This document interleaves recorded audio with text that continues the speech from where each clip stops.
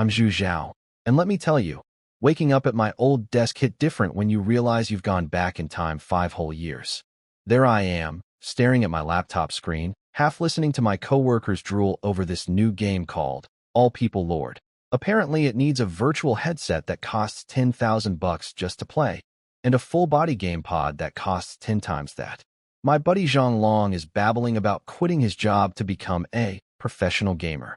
Bold move, my friend. Bold, stupid move.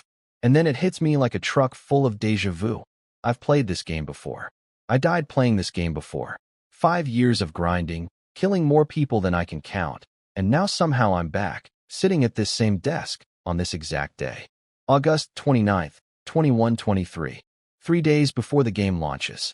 I'm a time traveler now, apparently. No fanfare. No system menu. No, congratulations, you've unlocked New Game Plus. Just vibes and a sudden flashback. Last life. I joined a few months late and spent every day kicking myself about it. This time, I'm early. I'm ready. I'm basically a prophet with a laptop. I'm mid-victory grin when Zhang Long snaps me out of it, asking if I'll carry him in the game.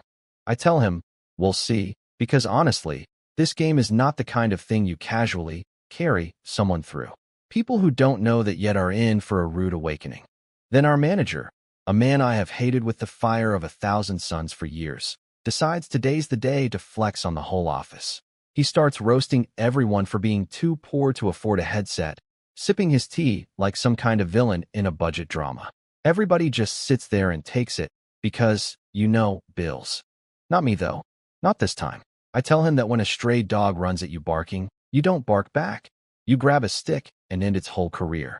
Cue him losing his mind, marching over, demanding to know who I called a dog. My man legitimately wanted me to repeat the insult. The audacity. I stand up slow, hand on my chair, and just look at him. 5 years of murder grinding in a death game apparently leaves a mark on your face, because dude looked at me like he saw his own funeral. Sat right back down. Didn't even need to throw the chair. That's when my boss, and secret savior from my college days, walks in, shuts the manager down with one icy sentence, and calls me into her office. Cue the manager muttering insecure nonsense about me being a pretty boy living off a woman. Classic sore loser energy. In the office, my boss, who I affectionately call Annie Ming, even though she's basically my age, just from a different generation in the timeline numbering sense, asks if my client proposal is done. And honestly, 5 years of monster slaying didn't prepare me for how hard it still hits seeing her again. This beautiful, icy, terrifyingly competent woman who once saved my whole career trajectory after I saved her life in college. Romance novel nonsense, I know. But hey, it worked. Anyway, game launches in 3 days. I know everything. I'm rich with foreknowledge and poor in actual currency. Let's see how this goes. So, business trip. Last life. This exact trip ended with me and Ming Han closing the deal, celebrating with a little too much champagne. And then, look, I'm not going to spell it out, but celebrating. Problem was, last time, morning after me panicked. Big pride, small wallet, classic combo. I looked at the gap between her family's wealth and my bank account and thought, absolutely not. I refuse to be known as the guy living off his girlfriend's money. So I quit my job like an idiot, ran away, didn't even collect my paycheck, the literal paycheck I needed to buy my game headset. Galaxy brain move, truly. By the time I scraped together enough cash, the game had already been live for 2 months. 2 months. In a game this broken, that's basically showing up to a buffet after everyone already ate the good stuff. I spent the next 5 years as a nobody player and never saw Ming Han again. Biggest regret of my entire previous life, right there. Not this time, baby. I am eating this soft rice, and I am eating it with pride. So when Ming Han catches me just full-on staring at her like a creep, she gets all flustered and asks what I'm looking at. I don't explain. Can't exactly say, sorry, just relapsing into trauma from my past life where I was too prideful to date you. So I just keep my mouth shut and vibe. Fast forward. Same business trip, same successful deal, same dinner, same hotel room, same celebration. Except this time I actually remember it the next morning instead of running away like a coward. Then at lunch, she hands me a bank card and a key. Just straight up tells me to move in with her, and use the money to buy the best game pod money can buy, because the game is launching soon and I need to be in it early. Now here's the thing about this game. It's not just a game. Some sketchy, 5 great philanthropists types apparently found this thing in some ancient alien ruins, plugged it into nuclear power, and it woke up and started thinking for itself. Nobody knows what it actually is. Governments are involved. Big shadowy deals were made. And somewhere down the line, like 2 years after launch, this game starts merging with reality. Monsters start crawling out of the game and into real life. Whatever you build in-game, you keep in real life. Then the dimensional gates open and full monster apocalypse kicks off. In my past life, 3 years after the merge, I got cornered by enemies while out farming resources with my troops. Fought to the last soldier. Died anyway. Cool story, very fun, would not recommend. So yeah, when the universe hands you a second chance, you don't waste it being emotionally constipated about a girl's bank account. I take the card. I take the key. I make a joke about her supporting me for the rest of my life. She says yes immediately, visibly relieved I didn't pull my old, too proud, nonsense again. Then, genius move, I ask her if she knows some secret about the game.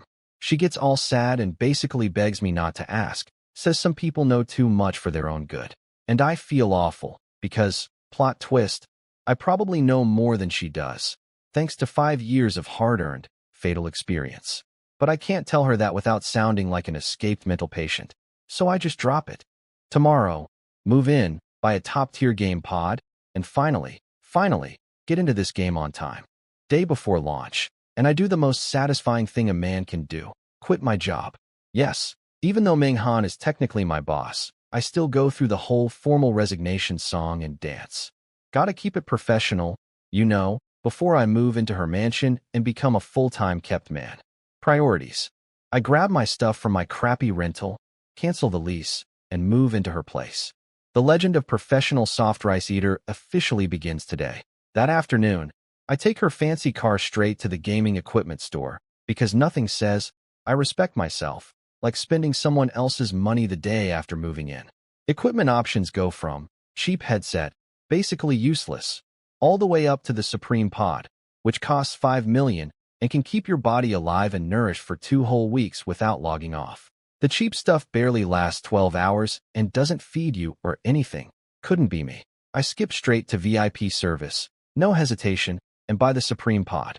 Best nutrient fluid too, because if I'm going to be unconscious in a futuristic coffin for days at a time, I want premium snacks pumping into my veins. I pay, get my stuff delivered, and drive off in style while a crowd of broke onlookers watch in despair. Worth it. A normal person wouldn't understand why anyone needs a $5 million gaming pod, but I know exactly how much of a head start this buys me. They install the pod, and honestly, it looks like a fancy gold coffin, complete with glowing lid and dramatic mood lighting. Very evil overlord naps here, energy. Don't ask me what happens if there's a power surge. I didn't ask either. That night, dinner with Meng Han, 0 sleep, you know why. And then morning comes, September 1st, 8 a.m. Launch day. I climb into my expensive coffin and the lid closes. And suddenly, I'm somewhere else entirely. Massive continent. Mountains so big they look personally offended by gravity. Oceans crashing everywhere. Fortresses and lord cities scattered across the land. Angels fighting demons in the sky with actual glowing swords. A dragon breathing actual dragon breath. Thunder giants screaming at the sky like they just lost a fantasy football bet. Armies marching in perfect little blocks. These are the troops we lords get to recruit and throw at each other. This is the opening cinematic, and even though I've seen it 1,000 times in my past life, it still gives me chills every single time. Absolute cinema.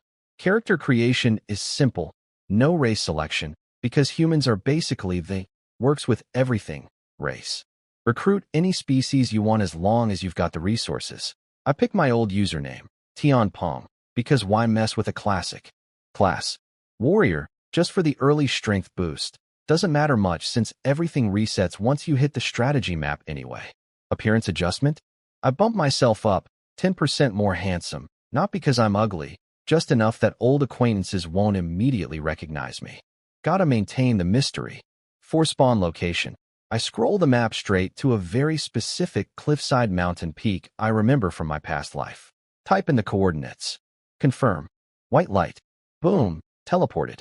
I land on a mountain top about the size of 5 soccer fields. Giant ancient tree in the middle, cliffs on 3 sides, ocean on the 4th, and a foggy mountain looming nearby that I can't even see the top of. This is it. Exactly like I remember. I creep to the edge of the cliff and peek down, and there it is. A massive sleeping black dragon, trapped at the bottom by some ancient magic seal, slowly dying after who knows how many centuries down there. In my last life, nobody found this spot until a year after launch. Some tourist-type player who just wanted to sightsee instead of grinding. And he stumbled onto this dragon completely by accident, and it changed his whole life. Cool for him. Not happening this time, baby, because I already know the secret. Last time, that guy pushed a giant boulder off the cliff using brute strength at level 40-something. I'm level 1. My noodle arms are not doing that. But hey, give a man a lever and he can move the world, right? I find a thick, sturdy stick, wedge it under the boulder like a world-class engineer, and slowly pry this thing toward the edge. Roll, baby, roll. The boulder drops. I hold my breath like my life depends on it. Which, weirdly, my future life kind of does. Boom. Followed immediately by the most pathetic, dying dragon roar you've ever heard. I literally finger snap. Perfect. 1 shot, 1 kill, baby. System. Congratulations. You have slain boss, Black Dragon King. EXP 200,000. Instant level 20. From a single rock. Onto a half-dead dragon. Look, I'm not proud of murder by boulder as a strategy, but a dying boss is still a boss, and a dead boss is a dead boss. I don't make the rules. So after my glorious rock murder, I head to the big tree, grab some vines, braid myself a rope like a budget Tarzan, and climb down to where the dragon's corpse is chilling. Quick lore dump. The adventurer map doesn't give worldwide announcements for kills. Only the strategy map does that. But loot and gear do carry over. In my last life, that tourist player got 1 item off this exact dragon and rode it all the way to becoming one of the top 10 lords on the whole planet. 1 item. That's it. I walk up to the loot drop, and yeah, it's just a single item. But I'm not even mad, because here's a fun fact about this game. The higher level the boss, the fewer items it drops, but the better those items are. Quality over quantity, baby. I pick it up, Black Dragon King's Heart, special grade. Lets a dragon-type hero absorb it. Special ability, summon 1 free 14th tier Black Dragon unit, every single day. Free. Free. As in, 0 cost, forever, every day. I cannot stress enough how broken this is. That tourist guy rode this exact bonus, 1 free dragon a day, all the way to top 10 lord status even after wasting a year sightseeing first. Sorry buddy, not this time. That item's mine now. Hope the scenery's nice though. I toss it in my inventory and immediately queue up to switch to the strategy map. That's where the real game actually starts. Before I jump, I scan the map using every scrap of knowledge from my 5 years of past life suffering. Best resources, easiest defense, juiciest loot. And my eyes land on one spot, the Kunlun Mountains. In my last life, this was home turf for the strongest guild on the whole continent, Sovereign Guild. It's also an ancient battlefield, soaked in death, crawling with undead monsters, and it even has a literal portal to a dark dimension. Sounds horrifying, sounds dangerous, sounds exactly like the kind of place packed with insane loot. The guild leader's signature legendary item supposedly came from somewhere in these mountains. Say less, I'm going. I punch in the coordinates, hit confirm, get the obligatory nauseating teleport spin. Seriously, game devs, can we get an elevator option instead? And land at the base of this absolutely enormous mountain range. I check my stats. Tian Peng. Human, D-tier template, no talent, no class, level 1, HP 100, defense 10, damage 10, speed 5, no skills, no territory. In other words, garbage. Absolute starter pack nobody. For the record, yes, leveling resets when you switch to the strategy map. The whole Boulder Dragon speedrun earlier was just to get here fast. Sorry if that wasn't clear before. I promise I'm not making this up as I go. Mostly, hero templates go from D all the way up to SSS. Each tier boosting your stats more per level. I'm rocking the lowest possible tier. Cool. Cool, cool, cool. I check my bag. A territory heart lets you found a base, a troop gift pack, random starter unit, pure gamble, and my brand new Black Dragon King's heart. First things first, I use the dragon heart. Ruhr. A literal 14th tier Black Dragon appears out of nowhere. HP 43,400. Defense 600. Damage 910. Speed 15. Skills. Magic immunity. Withering breath. 200% damage plus ongoing damage over time. Compare that to my own pathetic level 1 stats, and you start to understand exactly how that tourist guy became a top 10 lord despite showing up a year late. 1 free top-tier dragon a day will do that to a man. I hop on its back. Riding a dragon feels incredible. Genuinely don't understand why some old legendary Dragon Knight guy centuries back got so much hate. Probably jealousy. People are just jealous of dragon guys, historically speaking. I find a relatively quiet patch on the outer edge of the Kunlun Mountains, not the deep core, because even with my new dragon, I'm not delusional enough to set up shop in a region where, and I cannot stress this enough, 8th and 10th tier monsters are basically background extras. Building inside would get me flattened in about 4 seconds. Outer edge it is. Time to quietly grind in the shadows until I'm strong enough to push deeper. I use the territory heart. White light.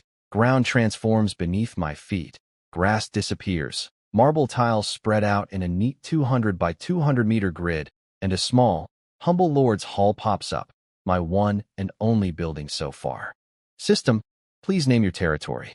I type, heaven on earth. System, name available, but please reconsider. Excuse me? Are you judging my naming choices, system? Do you know how many people would dream of owning a place called heaven on earth? I'm keeping it. System, name confirmed. For reasons that cannot be disclosed, you have been granted 1 free name change. The sheer judgmental energy radiating off that message.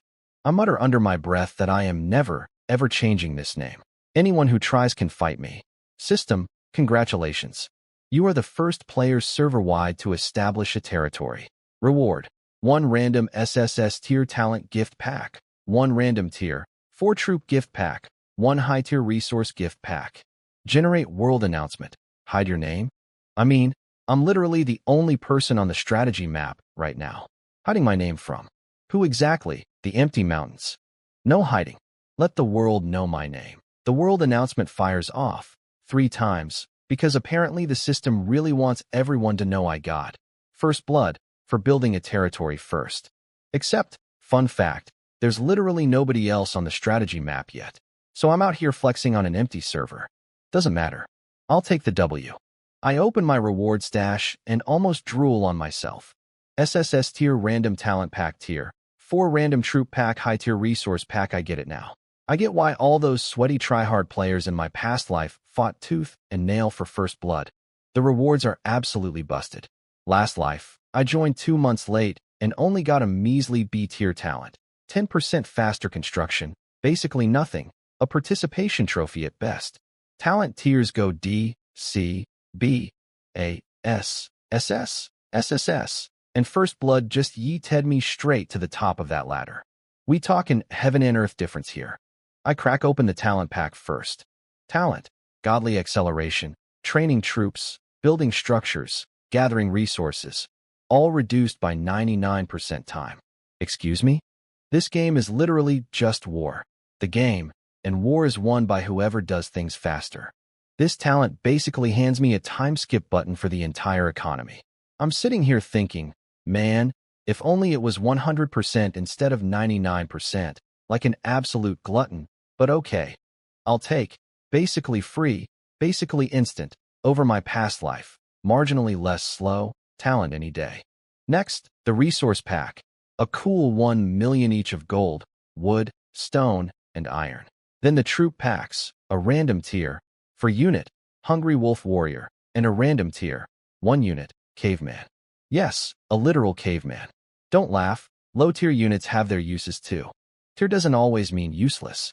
Territory stats check. Territory. Heaven on earth. 1 free rename. Still never using it. Lord. Tian Peng population cap. 2 out of 100 resources. Just over 1 million each across the board food. 10,000 time to start building. I throw down barracks for both my caveman and my wolf warrior. Because why not? More units, more problems for my enemies, none for me.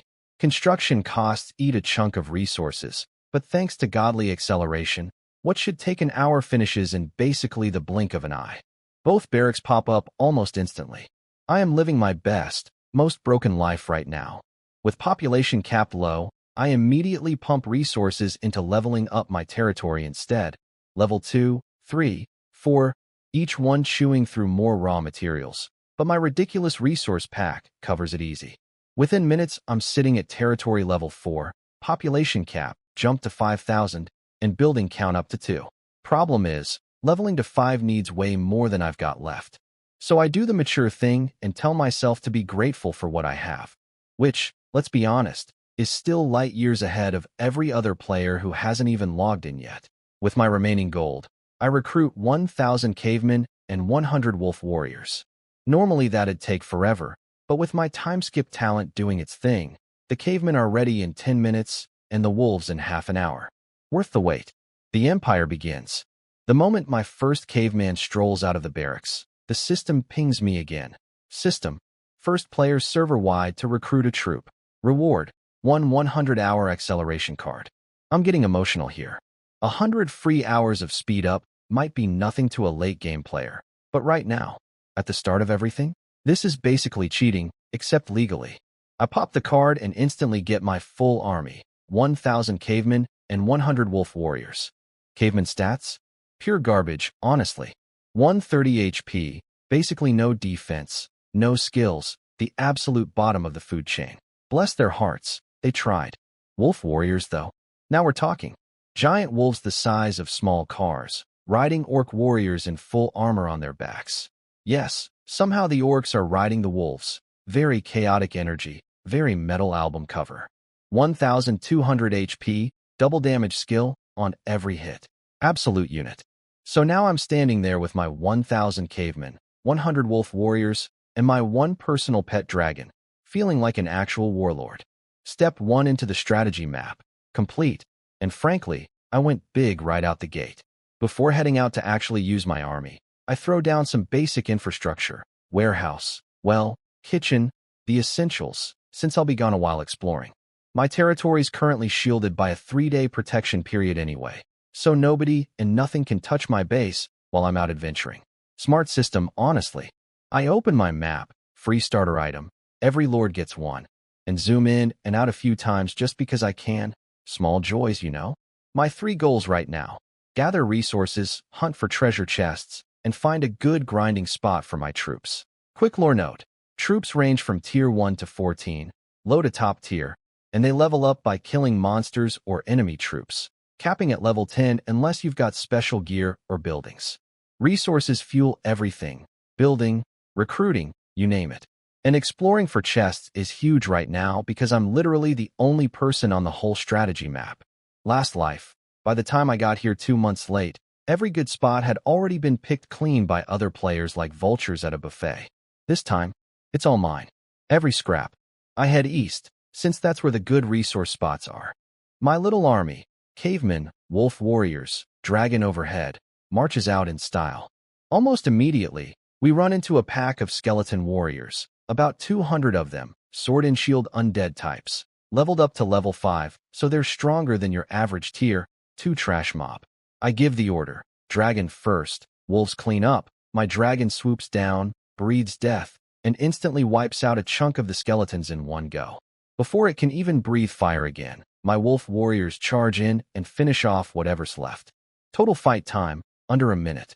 200 skeletons, gone, like they were never there.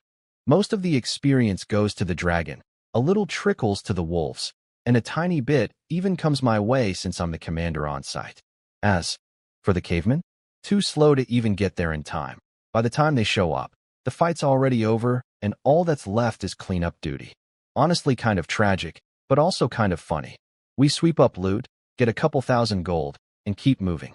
Same story with the next few monster waves. Dragon nukes them, wolves mop up, cavemen collect garbage afterward.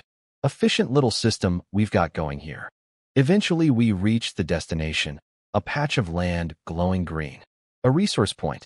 Quick reference: resource points scale by color. White, 50k, green, 100k, blue, 500k, purple, 1 million, orange, 5 million, red, 10 million. And this one's mine for the taking. So apparently there's more than just the basic color tier resource points. Some special ones don't even follow the ranking system. But the rule is the same for all of them. Every single one has a guard mob standing in front of it, and you gotta clear house before you can mine a single coin. First guards I run into ghouls. Tier 3, undead, decent HP, damage resistance buff.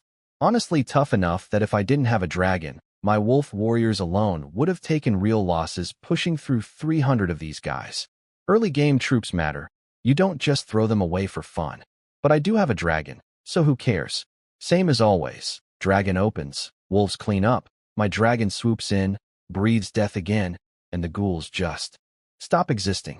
Less than a minute later, the wolves finish off the stragglers, and it's loot time, courtesy of my caveman janitorial squad. I check the resource point, gold resource point, green tier, 100k per 100k stock. Unclaimed, regenerates every 24 hours. Quick lore, higher tier points hold more resources, but take longer to refill. There's also wood, stone, iron, food, and even special resource points. Mining speed is fixed. 1 unit, 1 resource per minute, no matter the tier or troop level. But there's no cap on how many units can mine at once, so if I had 100,000 troops, I could clear a green point in 60 seconds flat. Since the threat's cleared, I just walk in and claim it.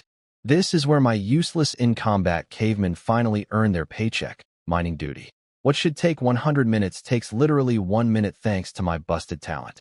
The moment I assign cavemen to mine, the system chimes in again. System, first player to claim and harvest a resource point. Reward, high-tier resource gift pack. I nearly lose it. This system is being way too nice to me. It clearly knows resources are my bottleneck, and just hands me more. I should adopt this system as my actual father at this point. I resist the urge to formally commit to system adoption and just keep moving. We push on, scouting the area, fighting wave after wave. Dragon vaporizes, wolves mop up, cavemen do cleanup duty, rinse and repeat. 5 hours pass. I clear out a massive chunk of territory east of my base, kill thousands of monsters, and level up fast.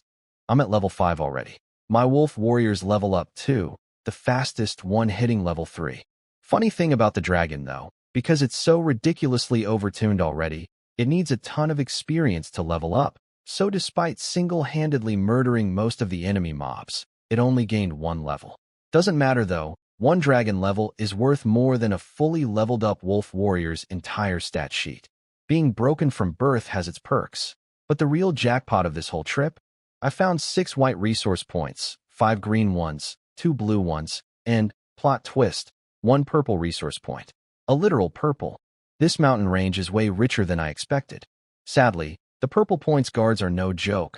I could probably push through, but I'd lose troops doing it. So I mark it on the map for later, once I've bred up a bigger army. Also found 5 treasure chests along the way, scoring 150,000 resources and a random tier 2 zombie unit. Not bad for 1 trip. Heading home, I realize I desperately need more troops, specifically more wolf warriors. Back at base, my buildings have finished construction, warehouse, kitchen, well, actually starting to look like a real settlement now. I crack open that resource pack reward too. Current stats, territory level 4, 5 buildings, population cap 1,202 out of 5,000, resources sitting comfortably in the millions, food at 10,000. Problem is, even with room for 3,000 more troops, I can't just go wild recruiting. Food is the real bottleneck. Recruit too many expensive wolf warriors, gold runs dry. Recruit too many cheap cavemen, food runs dry even faster. So I do the smart thing. Top up to 1,000 wolf warriors and keep my 1,000 cavemen as backup labor and emergency cannon fodder. Let's be honest. 10,000 food gets me 2 days of breathing room, which is plenty of time to find a proper food resource point. I drop 450,000 gold on 900 more wolf warriors. Normally that'd take 4.5 hours even with my talents discount, and higher tier troops only get slower to recruit from here. Imagine recruiting hundreds of thousands of high-tier units later. Even with infinite gold, the clock becomes the real enemy. So I burned my 100-hour acceleration card to skip the wait entirely. System: 900 wolf warriors successfully recruited. Armies fed, armies ready, and it's time to head back out and keep building this empire. Heading out toward that marked purple resource point. But honestly, food's been on my mind more than treasure. Lucky for me, I stumble onto a blue-tier food resource point. 500,000 food just sitting there. Exactly what the doctor ordered. Guards this time. Tier 4, corpse devourers, zombie cousins of the ghouls from earlier, beefier and meaner, with a nasty buff that makes them hit even harder against living things. Basically equal to my level, 3 wolf warriors stat for stat. Not something I want to brute force. Same playbook though, dragon first, breathe fire again. Flying units versus ground units is just an unfair fight by design, and after 2 breath attacks, my dragon swoops down for round 2. Melee. Headbutt, tail whip, claw swipe, the classic combo, instant kills across the board. Wolf warriors charge in to mop up whatever's left. Cavemen show up afterward to do what they do best, collect snacks. 500,000 food, harvested in minutes thanks to my busted talent. Crisis averted. With 1,000 wolf warriors and a dragon backing me up, I start feeling bold. Places I wouldn't have touched before? Now totally fair game. Chests I was scared to open? Opening them with confidence now. Hours of exploring, fighting, and looting later, I stumble onto something unexpected. A cave. Let's check it out. Inside is a massive cavern, easily the size of 10 soccer fields, absolutely packed wall to wall with undead monsters. Skeletons, ghouls, corpse devourers, and even tier 5 flying ghost-type enemies with a nasty damage reduction skill. The second I show up on my dragon, every single monster in that cave decides I'm public enemy number 1 and charges. Can't dodge it, so I lean into it. I'm not the type to back down just because the math looks scary. I post myself safely on a big rock, point at the chaos below, and give the order. Kill them all. My dragon launches into the flying ghosts first, since flying versus flying just makes sense, while my wolf warriors crash into the ground forces below. Pure carnage. And then I look deeper into the cave, and my jaw basically drops, because tucked in the back is a hero altar. This thing is basically the holy grail of early game finds. Heroes are rarer and more valuable than even top-tier troops. They boost combat, manage your territory, basically the whole package. Finding one this early is the kind of thing most players never get to experience. I'm just sitting here thinking, Kunlun Mountains really doesn't hold back, huh? I want this altar. Bad. I watch the battle unfold from my rock like it's a sports broadcast, occasionally yelling tactical advice nobody can hear. Dragon, watch your back. Skeletons trying to sneak attack your tail. Wolves, charge already. The ghouls are gonna eat your legs. The fight wraps up fast. My dragon barely takes a scratch. Tear gap is just that big, but it's clearly tired after all that fire breathing. My wolf warriors, though, lose over half their numbers. Cave was packed with enemies way above their pay grade, and without the dragon doing most of the heavy lifting, this fight would have been a total wipe. Still, losing troops is just part of being a lord. Most players spend their early game just constantly recruiting replacements after getting wrecked. The difference is, in my past life, getting a top-tier unit day 1 like I didn't happen until a full year into the server. This time, never happening to anyone else, because I already snagged that dragon item for myself. Sorry, future competition. Even with half my wolves gone, the trade was worth it. Hero altar secured. Everyone leveled up, especially me and the surviving wolves. And the dead monsters even dropped extra loot. 3 wins, 1 loss, basically a win overall. Cavemen roll in to collect the spoils while I climb down and walk over to my prize, leaving my dragon behind to rest. No riding it right now. That thing just fought 2 back-to-back battles. It deserves a break. Even dragons have workers' rights, apparently. 996, not 007. I check the altar. Hero altar. Uses remaining. 1. Randomly summons 1 hero who will swear loyalty to you. Turns out altars vary wildly. Some need quests, some need special items, and some let you feed in a specific troop type to transform into a hero instead. That last kind is actually the one I really want, because if I could feed my dragon into one of those, I could get an actual dragon hero. The higher tier, the species, the rarer it is to produce a hero from it. And dragons are about as top tier as it gets, meaning any dragon hero would start at SSS tier minimum. Just thinking about it gets me a little too excited. Not the altar type I wanted, but hey, free hero is free hero. I use it. Blinding white flash, total system-induced headache. Could the system maybe not give me a concussion every single time it does something cool? This special effect is trash. Who approved this? Vision clears, and standing in a glowing summon circle is a literal supermodel. Huge wavy blonde hair, legs for days, a black miniskirt doing its absolute best. Fire Mage Iris, at your service, my lord. Before I can even respond, the system chimes in again. System, first player server-wide to obtain a hero unit. Reward, 10 hero advancement tokens, plus a high-tier resource pack. 3 world announcements blast out immediately. I'm practically vibrating with excitement. Thank you, System Daddy, for this blessing. I mean, thank you for the reward. The resource pack is just a bonus. The real jackpot is 10 hero advancement tokens. These things upgrade a hero's tier, and tiers go D through SSS, same deal as talents. Higher tier means better stats and growth. Iris kneels in front of me, and look, I've lived 2 lives, fought countless battles, but my mouth still went a little dry. I cough awkwardly and tell her to stand up. No need for formalities. Checking her stats, S-tier template, fire magic specialist, decent stats for a starting hero, but honestly nothing too crazy yet. Good thing I've got 10 tokens burning a hole in my inventory. Going from below S tier only costs 1 token per tier jump. S to SS costs 2, and SS to SSS costs 3, so getting her all the way to SSS costs just 5 tokens total. She's my very first hero, plus, you know, the whole package deal. Looks, personality, the works, so obviously she's getting the VIP treatment. I hand her 5 tokens. She lights up like a kid on Christmas morning, practically vibrating with gratitude, stammering thank yous. Go ahead, use them. I'm curious what you'll look like after. 2 flashes of light later. System, hero advancement successful. Template upgraded to SSS tier. I completely ignore the notification because Iris just got a full glow up. Glasses now, holding a spell book, dressed in this sleek black stockinged outfit. Full, intimidating professional woman energy. Even her voice changed, cool and a little dangerously charming. My lord, however shall I thank you? That voice nearly short-circuited something in my brain. I clear my throat and play it cool. No thanks needed.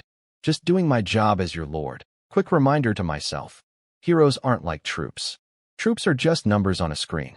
Heroes are basically full people with actual feelings, and apparently that becomes even more obvious once the game fully merges with reality.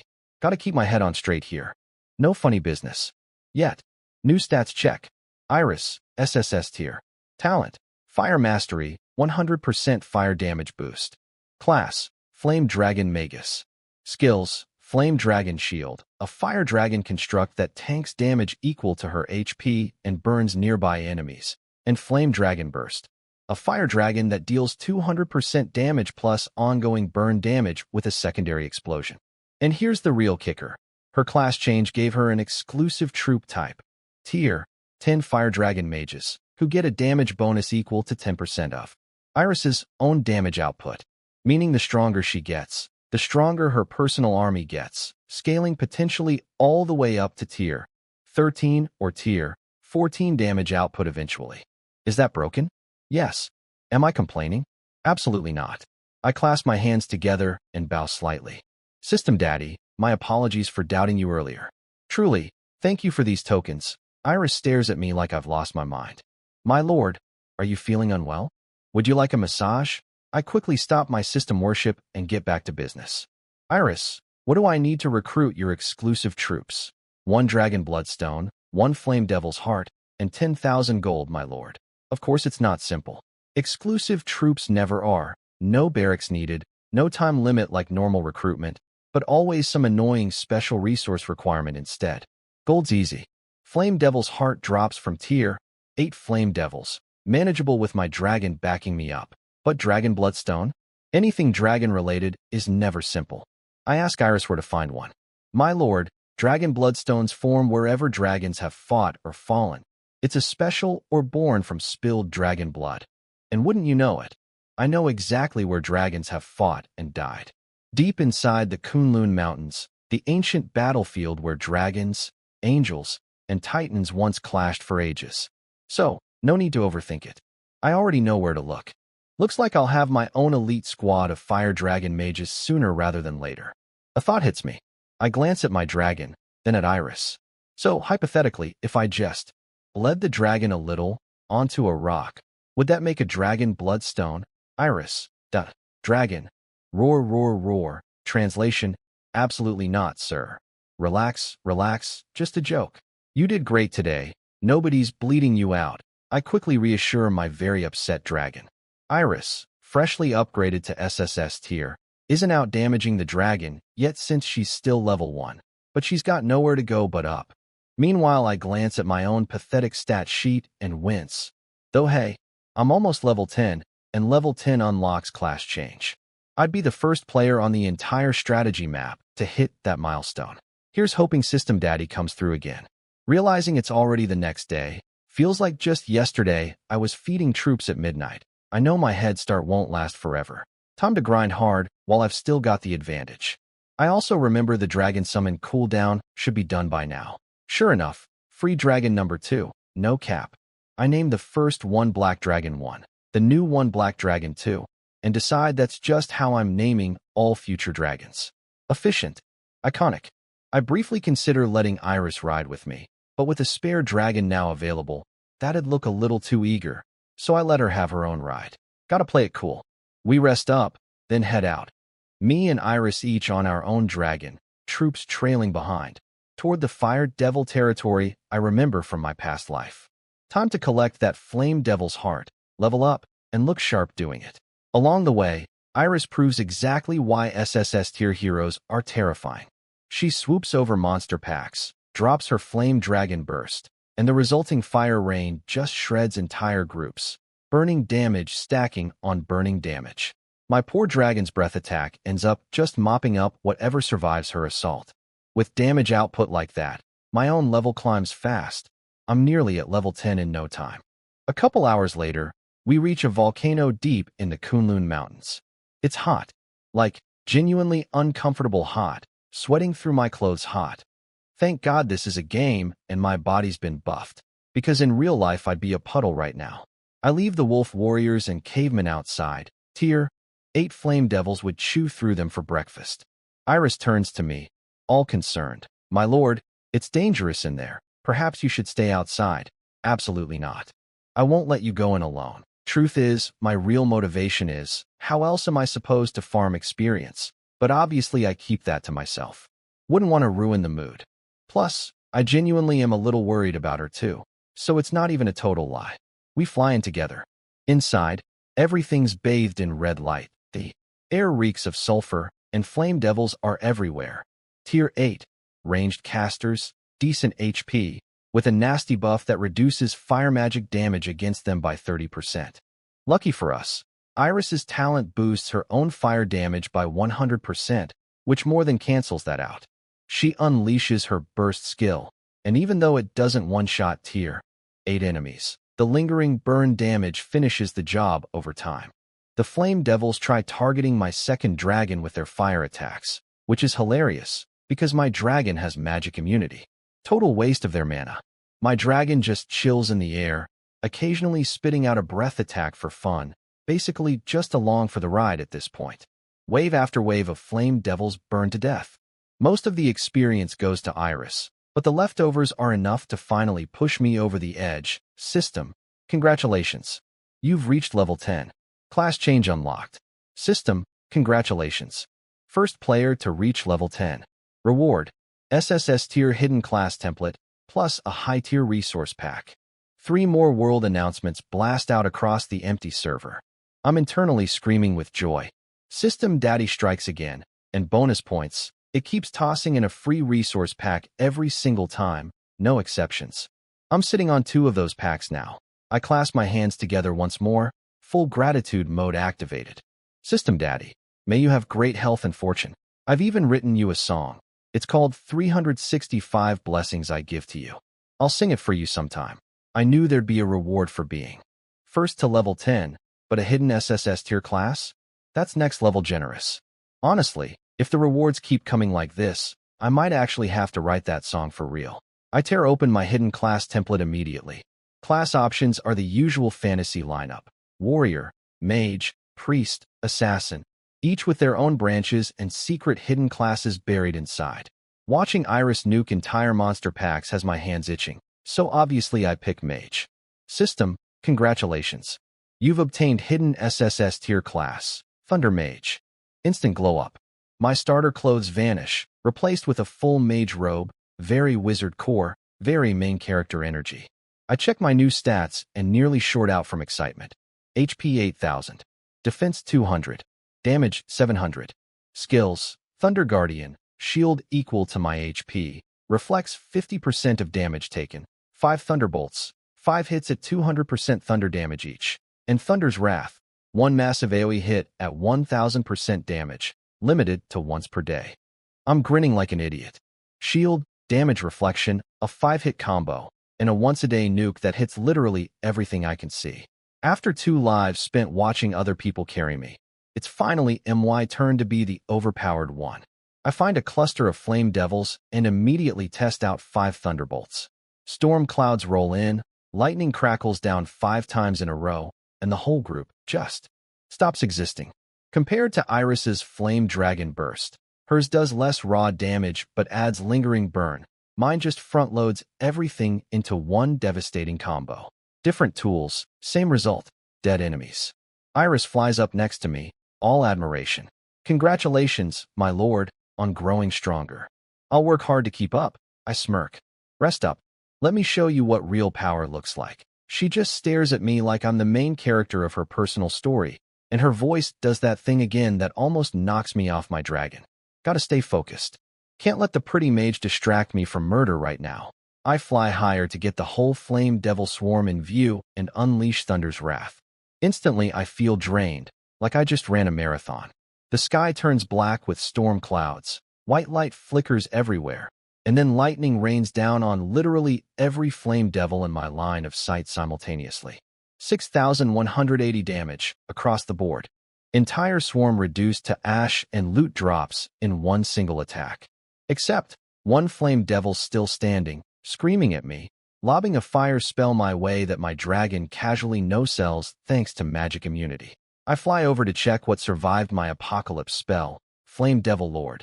It's here, tier 8 boss, level 30, for 120,000 HP, beefed up version of the regular Flame Devils. A boss.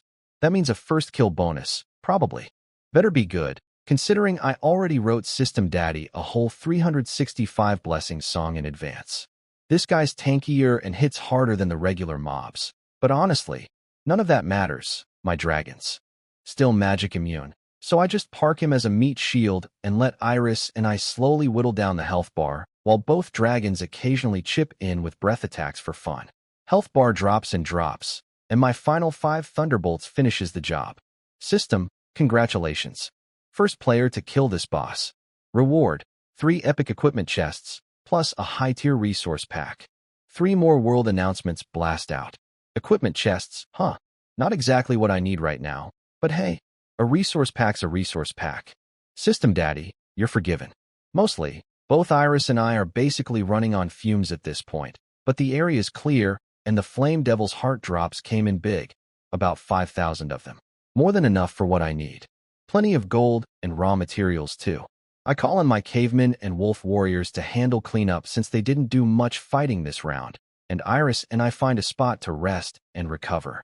Honestly, recruiting more high-tier troops is becoming urgent.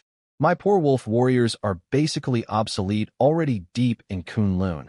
They're turning into glorified manual labor at this point. I can't keep personally clearing every single fight myself either.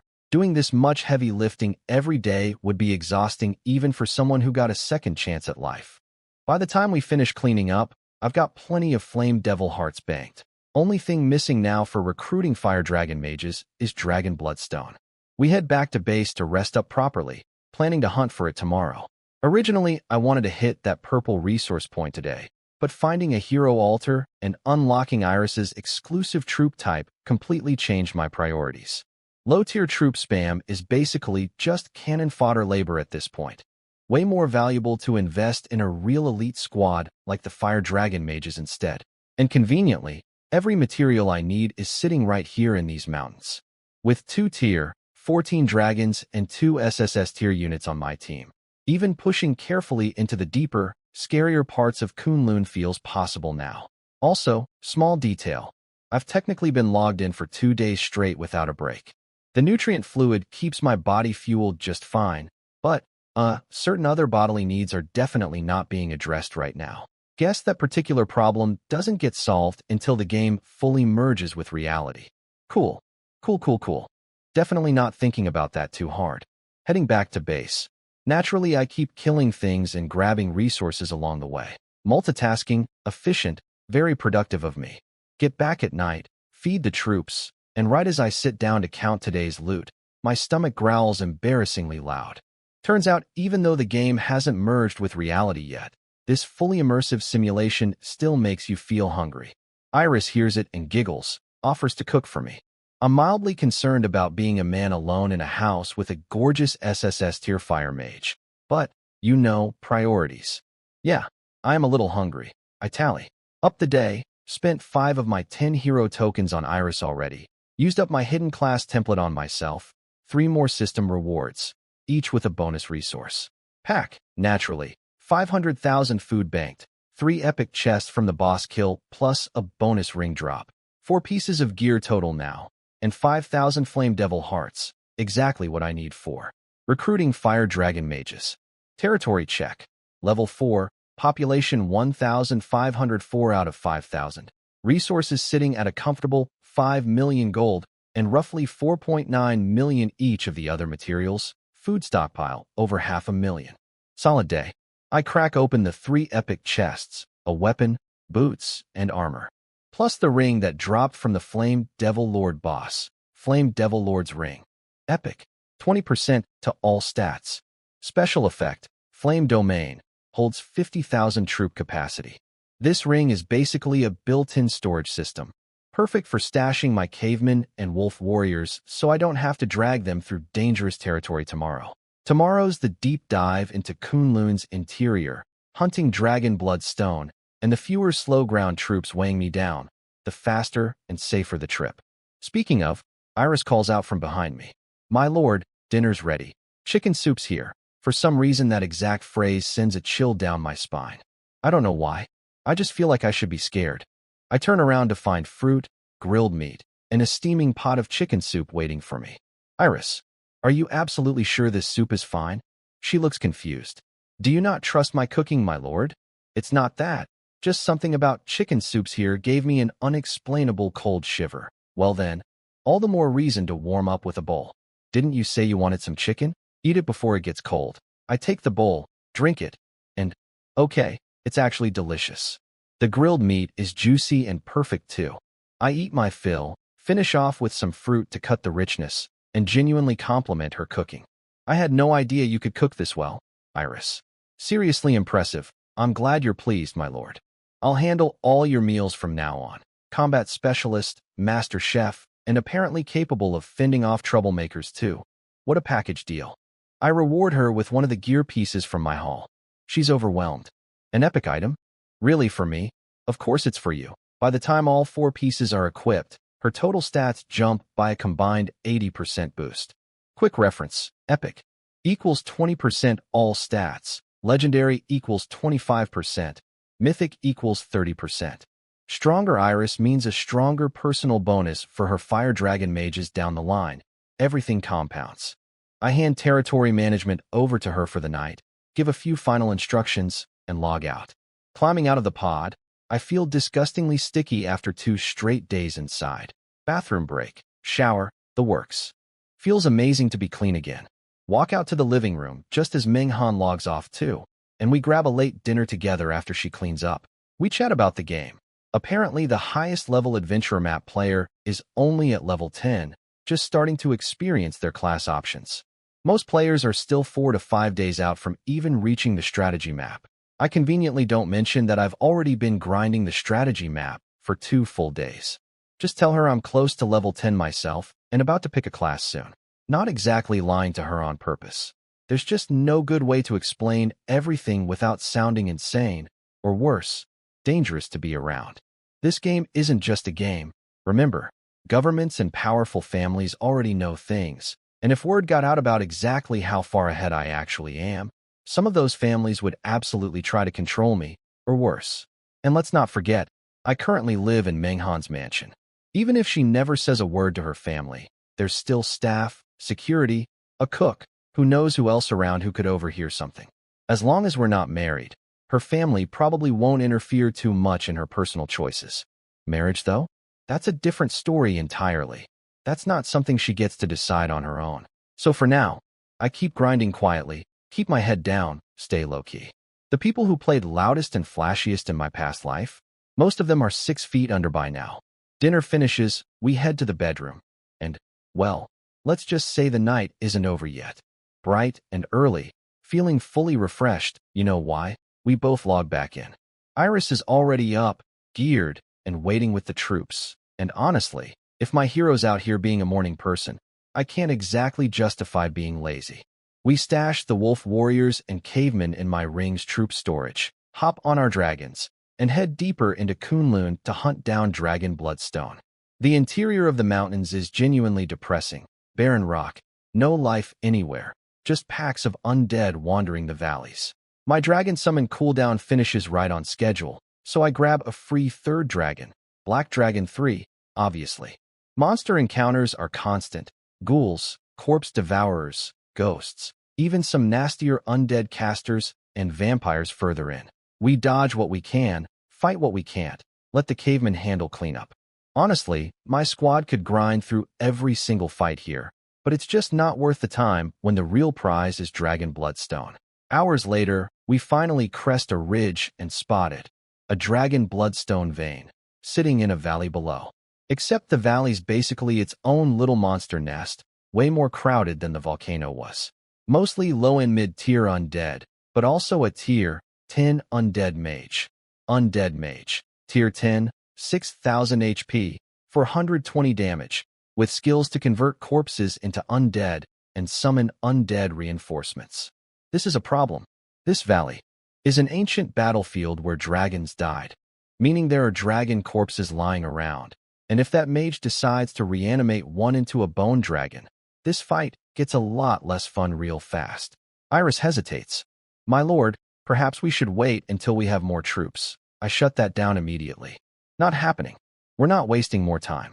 Bone dragon or not, I'm getting that stone today. I borrow Iris's 4 gear pieces real quick. Sorry, Iris, business is business. Fly up to the best vantage point over the valley and unleash my once-a-day ultimate. Thunder's wrath. Storm clouds roll and instantly, the sky goes black, lightning flickers. The undead below panic, and the mage, being the smart one, immediately spots me and starts retaliating with ranged spells. Too slow. The lightning lands first. Every single undead in that valley, mage included, gets reduced to ash in one attack. With 80% stat boost from the borrowed gear stacking onto 1,000% skill multiplier, basically nothing short of a high-tier warrior type was surviving that hit. Thank God the mage didn't get a chance to summon a bone dragon. That would have made things considerably less smooth. Storm clears, fight's over, valley's empty. We land, release the troops. Cavemen on cleanup, wolf warriors on guard duty in case any stragglers wandered off. Iris and I split up to search for the actual ore. A few minutes later, my lord, I found it. I found the Dragon Bloodstone. I rush over on my dragon, mumbling to myself the whole way like an absolute lunatic. Finally, my precious fire dragon mages, here I come. Just wait a little longer. The vein is inside a massive underground cavern, dim, with giant ancient dragon skeletons, scattered everywhere, and I mean giant, dozens of meters long. Beneath the bones, faint red light pulses through, Dragon Bloodstone, glowing with this eerie crimson shimmer. Mine it all. Every last piece, no exceptions. Iris is basically vibrating with excitement and immediately puts the labor troops to work. While she handles that, I wander around the cavern out of curiosity. On a whim, I aim my inspect skill at one of the dragon skeletons. Dragon skeleton, name only, no description. But here's the thing. Anything inspectable can usually be picked up. My hands are practically shaking with anticipation. I try grabbing one. It works. The skeleton vanishes, and I get one dragon skeleton unit in my inventory. Wait, it actually works? If that's true, then once I track down that legendary item the old guild leader had in my past life, I get a little too excited thinking about it. The cavern's massive though, and apparently this is a manual job. No troops or heroes can help me collect skeletons, just me. So I start the long, tedious grind of personally hoarding ancient dragon bones like some kind of deranged collector. Genuinely starting to feel like I might collapse from exhaustion before I'm done. There's just so many of them. Deep into the collecting, something catches the corner of my eye. The lighting's bad and the distance is too far to make out clearly, so I walk closer, heart pounding harder with every step. And when I finally see it clearly, I nearly jump out of my skin. Finally figure out why that shape looked so familiar from a distance. It's another hero altar. Seriously, system, what's your obsession with hiding these things in random underground caves? Like, who just casually wanders into a cave for fun? Apparently me, twice now, but that's beside the point. Same simple description as before, one use, random hero summon. Not the, feed a specific troop in, type I actually want, but hey, I'm not about to be ungrateful here. I activate it, and this time, I'm smart. Eyes closed in advance, dodging the obnoxious flash effect entirely. Huh, knew you'd pull that trick again, system. Except, the flash is somehow even brighter this time, and I get blinded anyway through my closed eyelids. Damn it, got me again. Vision clears, and standing in the summoned circle is a black armored knight riding a horse with literal hellfire under its hooves. My lord, Death Knight Alice offers her respects. A woman's voice. Another female hero. What are the odds? System, second player server-wide to obtain a hero. Reward, 6 hero advancement tokens, plus a high-tier resource pack. 3 more world announcements echo out across the empty map. I snap back to reality and tell her to rise. No need for formalities. Checking her stats. A-tier template, Knight class, decent HP, lowish damage, one skill called Death Charge. Solid bones, just needs polishing, and conveniently I've got 5 leftover tokens plus 6 brand new ones. More than enough. Thank you, System Daddy, for the gift. Please accept these 365 blessings. May your days be filled with joy, health, happin. Okay, I cut the speech short and just dump all 6 fresh tokens straight into Alice.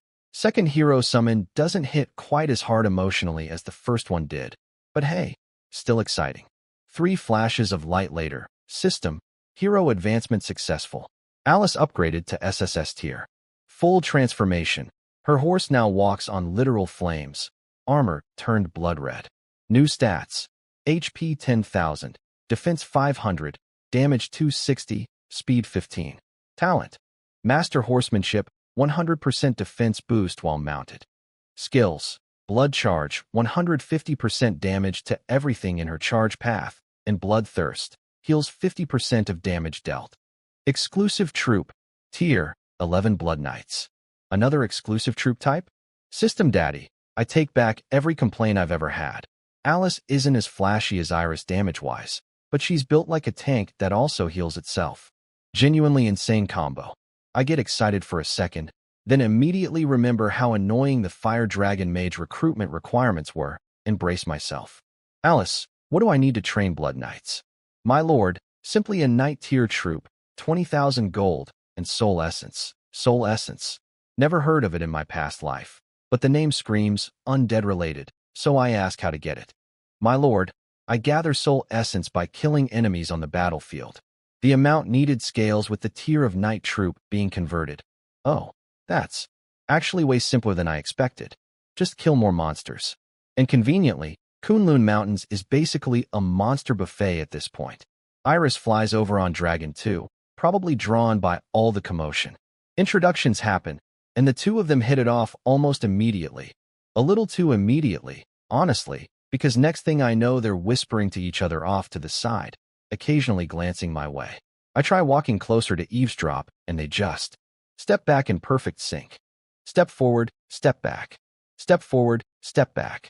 Eventually, I give up and go back to my soul-crushing dragon skeleton collection duty. Honestly, though, seeing my crew get along well makes me happy. A territory's basically a family, and a lord who can't keep the peace at home is asking for trouble down the line. Harmony at home, prosperity everywhere else, as the old saying goes. After a few exhausting hours, I finally finish collecting every dragon skeleton in the cave, 15,000 units total. And this is just one small cave in this entire mountain range. Makes you really appreciate how absolutely brutal that ancient war must have been. Meanwhile, my cavemen and wolf warriors finish mining the dragon bloodstone vein completely, a staggering 100,000 units. Way more than I'll need anytime soon. I'll genuinely never run out at this rate. Now I just need enough gold to actually afford recruiting at scale, because apparently gold isn't everything. Except when you have none, then it's absolutely everything. I have Iris stash the cavemen and wolf warriors back in my ring's troop space. Cavemen stay on permanent labor duty, but the wolf warriors finally get to retire and convert into blood knights instead. Alice puts away her horse and hops on Dragon 3 instead. Riding a horse just can't compete with riding an actual dragon. The trip home is way smoother than the trip out.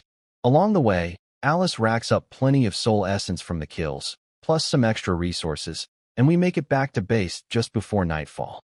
Back at base, troops fed first. Even soldiers don't fight on an empty stomach. Then right back out, because today's day 3, and my protection shield expires at midnight. Gotta squeeze in one more resource run, gold especially, since high-tier troops are basically money pits. Few more hours of grinding, and I make it back just before the shield drops. Bank everything, crack open the bonus resource pack too. Current tally. Territory level 4, population just over 1,500, gold sitting around 10 million, plus 6 million each of wood, stone, and iron, food at nearly 500,000. Inventory stuffed too, 15,000 dragon skeletons, 5,000 flame devil hearts, 100,000 dragon bloodstone. Not a bad few days. With the shield gone, priority 1 is walls. First line of defense once monsters start randomly spawning nearby. Territory's roughly 1,000 by 1,000 meters at level 4, so I wall the whole perimeter. Resources cover it easy, instant build thanks to my acceleration card. Plus I throw up 60 defense turrets across all 4 walls for good measure. Should handle anything low-tier wandering in from outside Kunlun. Now the fun part, training my actual elite squads. Calling Iris and Alice over to convert troops into their exclusive units. Fire Dragon Mage, 5,000 HP, 380 damage. Copies Iris's skill kit almost exactly, just slightly weaker numbers. Still absurd for a tier 10 unit. Blood Knight, 15,000 HP, 480 defense, 300 damage, and somehow already outstatting level 1 Alice herself. That's the wild part about troops versus heroes. Troops cap out around level 10 without special boosts, but heroes have no level cap at all. Early game, troops look stronger. Long game, heroes leave them in the dust completely. And SSS tier heroes? In my past life, across 5 whole years, getting even 1 was basically a miracle. I've got 2 already, thanks entirely to System Daddy's token generosity. Conversion costs are steep though, only enough gold for 700 Fire Dragon Mages and 100 Blood Knights. Still too poor for more, but hey, quality over quantity at this stage. The remaining Wolf Warriors can handle basic patrol and territory defense duty. Right as I'm admiring my freshly minted elite squad, the wall turrets start firing. Seriously? Right now, a pack of wolves is charging the north wall, undead creeping in from the east. Perfect timing to test the new toys. You absolute nobodies dare interrupt my victory moment? Fine, guinea pigs it is. I send a single Fire Dragon Mage to handle the north side. 1 Fire Dragon construct later, and the entire wolf pack is either instantly vaporized or burned to death by the lingering damage. Tier Gap does all the work, plus Iris's passive bonus stacking on top, makes even mid-tier monsters basically free kills. East side, I send a single Blood Knight out instead. Anything in its charge path gets insta-killed, and its defense is so absurdly high that enemy attacks basically tickle for a flat 1 damage, less than the Knight heals back per hit. Charges back and forth a few times, and the undead wave is wiped clean. Tech demo complete. Threat neutralized. Defenses confirmed functional. I hand off territory management for the night and head off to rest. Wake up extra early. Can't sleep peacefully knowing my territory's still gold poor. Call on Iris and Alice. Tell them someone needs to stay behind since the shield's gone. Alice volunteers, gets the Blood Knights, leftover Wolf Warriors, 100 Fire Dragon Mages, and 500 Cavemen to hold down the fort while clearing nearby threats. Alice, I'm heading out to explore further. Hold the territory, sweep the surroundings while I'm gone. Understood, my lord. I'll guard it with my life until your triumphant return. Iris and I head out. First stop, that purple gold resource point I marked ages ago. Clear the guards, mine it clean. Then I push ahead solo on dragonback hunting chests and resource points while Iris mops up behind me. Found a string of epic chests along the way. Gear, materials, a few low-tier troop templates and defense tower blueprints I genuinely don't care about anymore. Those are getting handed off to Meng Han or auction later. Then the real jackpot. A legendary chest dropped a special building blueprint and a relocation order. Obsidian wall blueprint. Upgrades regular walls into obsidian walls, 100x defense and durability. Obsidian? Really, system? Did we just wander into Minecraft? Relocation order. Lets me move my entire territory to new coordinates, assuming the destination is clear and safe. Both insanely useful for future planning. 2 days of non-stop looting, and I'm sitting on a serious pile of resources. I actually wanted to keep pushing further out, but Iris ran into an S-tier boss while clearing trash mobs. Took half an hour to whittle down, and the only drop was a scroll. Turns out it's a treasure map centered on Kunlun Mountains, with 5 marked locations, 2 on the outskirts, 3 deep inside the interior. Unknown treasure is the best kind of treasure, especially on an ancient battlefield like this. I call off further exploring and head back to base to regroup. Back home, I dump everything into the territory panel and immediately bump the territory up a level. Gotta keep population capacity ahead of my recruiting plans. Iris also hit level 11 during all this grinding and unlocked a 3rd skill. Heaven's Burn. AoE fire attack hitting everything in range for 800% damage plus lingering. Burn once per day. Her damage also jumped to 1,200, meaning her Fire Dragon Mages now hit hard enough to rival actual tier 11 units through her passive bonus. Territory stats now. Level 5. Population over 2,200 out of 10,000. Gold at 60 million. 10 million each of the other resources. Food sitting at a full million. The gold farming trip paid off massively. I hold off on the wall and tower blueprints for now. Don't want to blow the budget before this treasure hunt. Gear gets distributed, mostly sub-epic stuff. Resource check. 4,300 flamed devil hearts left. 99,300 dragon bloodstone. Wildly imbalanced. Gonna need another flame devil farming run soon. Still, I burn through the hearts to round my fire dragon mage count up to 5,000. 43 million gold. Convert the remaining 400 wolf warriors into 500 blood knights using Alice's collected soul essence. Another 8 million gold. Recruit 2,000 more wolf warriors for guard duty and future conversions. 1 million gold. Cavemen stay capped at 1,000. Plenty for now. Gold left. 8 million. Gotta move fast. It's already day 5. And in 2 more days the flood of top-tier players hits the strategy map. The clock's officially ticking on my head start. Alice stays behind again, keeping all 3 dragons, 500 blood knights, and 2,000 wolf warriors with her this time for serious territory defense and local resource sweeping. Iris stashes her fire dragon mages and cavemen into ring storage, and the 2 of us launch toward the first marked treasure site. We arrive over the location, and just as expected, it's swarming with undead, tier 1 through tier 5. And this is just an outskirts location. I genuinely can't imagine what's guarding the interior sites. We find a good vantage point, release all 5,000 fire dragon mages from storage. Quick and clean. Wipe them out. Iris opens with flame dragon burst, instantly clearing everything in range.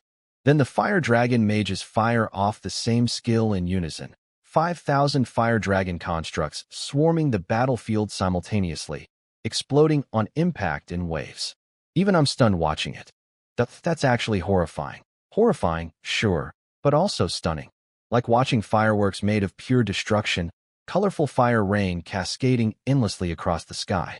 5,000 dragon-shaped explosions going off in sequence is genuinely one of the most visually insane things I've ever witnessed. Shame it's daytime. If this were night, with the right company watching beside me, this would be the perfect romantic fireworks show. Iris cuts in immediately. My lord, isn't a beauty like me already enough company? I shoot her a look. That's enough out of you. It's not that I don't want to. Believe me, I want to. This game's fully immersive, basically indistinguishable from reality. But it's still, technically, a game. Best to wait until everything actually merges with the real world before dealing with this particular fox spirit properly. Ground monsters wiped out fast, so Iris and I land. Send the cavemen out for cleanup, and let the fire dragon mages rest. Gotta treat my main DPS right. I dig up the treasure marker myself with a few cavemen and crack open another legendary chest. 10 million each of base resources, 10 acceleration cards, and a legendary necklace. Shadow Flame Necklace. 25% all stats, plus a special effect that mirrors any fire spell cast with a 50% strength shadow copy. Basically free extra damage every time fire magic gets cast. Obviously, this is Iris's now. Iris, come here. I've got a surprise for you. What kind of surprise, my lord? See for yourself. She gets the necklace equipped, loot collected, and we head to the second marked location. This time the guards aren't undead. Tier 8 Black Panther warriors instead. Decent stats, but they're melee, which means you can't hit what you can't reach, and I've got a flying army. Same playbook, vantage point, release fire dragon mages, fireworks show, done in under 10 minutes. Only thing left standing is a 10-meter-tall boss panther with a million HP, except that HP bar evaporates almost instantly under 5,000 simultaneous fire dragon hits. Loot drop includes a tier 8 Black Panther troop template. Rare drop, basically lottery odds. But hey, free money. I personally don't need a tier 8 unit at this point. My resources are already stretched thin on my own elite squads. But auction house buyers will absolutely throw cash at this. Cha-ching. Another legendary chest at the actual dig site. Resources, more acceleration cards, and, plot twist, 3 Hellfire Forbidden Scrolls. Hellfire Forbidden Scroll, one-time use, unleashes a forbidden tier spell on a target area, roughly equal in power to a level 10 SSS Hero's Ultimate. Downside, hits everything indiscriminately, friend or foe. Upside, doesn't cost stamina, and you can stockpile as many as you find. 3 of these dropping at once is genuinely insane. Pocketed immediately for later. Onward to the third location, flying enemies this time, which is annoying since I've only got 2 dragons with me. The other 3 are with Alice. Push through anyway, leaving loot on the ground to save time, and reach the site for another legendary chest. Resources, cards, and a tier for troop template. More auction money incoming. Fourth location guarded by tier 8 corpse witches. Ranged casters, but squishy, and my dragon's magic immunity makes this basically a non-fight. Loot this time gives 3 more forbidden scrolls. 6 total now. Apocalypse on demand, basically. Along the way scouting these last 2 sites, I spot several unclaimed orange tier resource points, premium stuff, and mark them for later once I've got a bigger army ready to claim them. Finally, the 5th and final location. I get there and just stop. It's not a treasure site. It's an entire monster stronghold, bigger than my own territory, walls even higher tier than mine, packed wall-to-wall with monsters I can't even count. We land at a safe distance on a high vantage point, staying hidden. How am I supposed to take this? While I'm scratching my head trying to figure out a strategy, Iris suddenly wraps her arms around me from behind, pressing right up against my back, turning my head with both hands toward a different direction, her breath way too close to my ear. My lord, look at that cliff over there. I go completely rigid. Between the physical contact and her voice in my ear, my brain basically short-circuits. Somehow I manage to focus on where she's pointing, a cliff face overlooking the back of the monster stronghold, with a deep notch carved into the rock, big enough to stand on, and crucially, out of range from anything except flying enemies. That's the play. Land there, clear the flyers first, then it's safe ground to work from. Between 3 forbidden scrolls, my own level, 10 ultimate, and Iris's, we should be able to clear most of this place. Decision made. Time to move. Finally, a legitimate excuse to escape Iris's grip. Though weirdly, some small part of me is a little disappointed about that. It looks like document 18 is actually my own previous summary from chapter 16 that got pasted back in rather than a new chapter of the novel. I don't see any new raw chapter content here to summarize. If you've got the next chapter, looks like it'd pick up around the cliffside infiltration of that 5th treasure site. Go ahead and paste it, and I'll get you the next installment. Why are we both screaming? Because resting on top of a giant flower is another hero altar. Finally clicking why caves always felt familiar. Both previous altars were also in caves. Seriously, system, what's with the cave obsession? Right as I'm about to check what type this one is, Iris yells again. My lord, there's more. Come look, my eyes light up. Wait, more? Is happiness about to double? I run over and find a literal mountain of gold coins, sparkling, piled high, mixed in with scrolls and tokens scattered throughout. So much money. No hesitation. Iris and I dive in and start scooping it up ourselves. This is exactly the kind of backbreaking labor a lord and his hero handle personally, obviously. 30 minutes of manual scooping later, total haul, 100 million gold. 100 million. Genuinely can't spend that fast enough. But the real prizes were mixed in with the coins, 10 hero advancement tokens. These things are rare enough to sell for tens of millions, maybe more, on the open market. Combined with what I already had, I'm now sitting on 15 total. Enough for 2 more SSS tier heroes minimum. 50 100-hour acceleration cards. Not super urgent right now, but never complain about free time skips. 10 forbidden scrolls, 5 doomsday judgment, 5 meteor storm. 50 resource relocation scrolls, genuinely game-changing. Lets me physically move any claimed resource point straight into my territory, meaning distant high-tier points become instantly accessible without burning hours marching back and forth. And then, the real showstopper, a staff. Flame God Scepter, Mythic tier, 30% all stats. Reduces hero stamina cost for fire spells by 50% and boosts fire magic effectiveness by 100%. A mythic item. In my entire past life, 5 years, almost nobody ever got mythic gear. I never even heard of this exact item existing, which means this is completely fresh, untouched, unclaimed by anyone, ever. Probably because this entire vault sits behind a monster stronghold that only grows stronger over time, deep in Kunlun's interior, completely unreachable without a treasure map pointing directly to it. A perfect storm of circumstances letting me, specifically, grab this on day 5 of launch. Obviously, this goes straight to Iris. She takes it, licks her lips. Thank you for the gift, my lord. I clear my throat awkwardly. Don't mention it. She checks the stats, confirms it's a perfect match for her build, and equips it immediately. Now, the real prize of this whole vault, the Hero Altar. Ancient Hero Altar, special, 1 use. Converts a troop unit into a hero. Dragon type only. Oh, that explains the gold mountain. Dragons love shiny things, apparently. Even ancient sealed-away dragon spirits. Can't blame them. I like shiny things too. This vault was clearly a dragon contingency plan from the ancient war, sealed away, and somehow never used. Lucky me. And good thing I happened to own the Black Dragon King's heart item, or this altar would have been completely useless to me without an actual dragon troop on hand. No question who gets this honor. Black Dragon 1, my very first recruit, most loyal soldier, definitely earned it. I send him into the altar. ROAR, ROAR, ROAR. Pure excitement and gratitude radiating off him. Troops normally can't talk. Only heroes, NPCs, and bosses get that privilege, until the world fully merges with reality anyway. But high and top-tier troops are smart enough to basically think like people already. White light starts building inside the altar.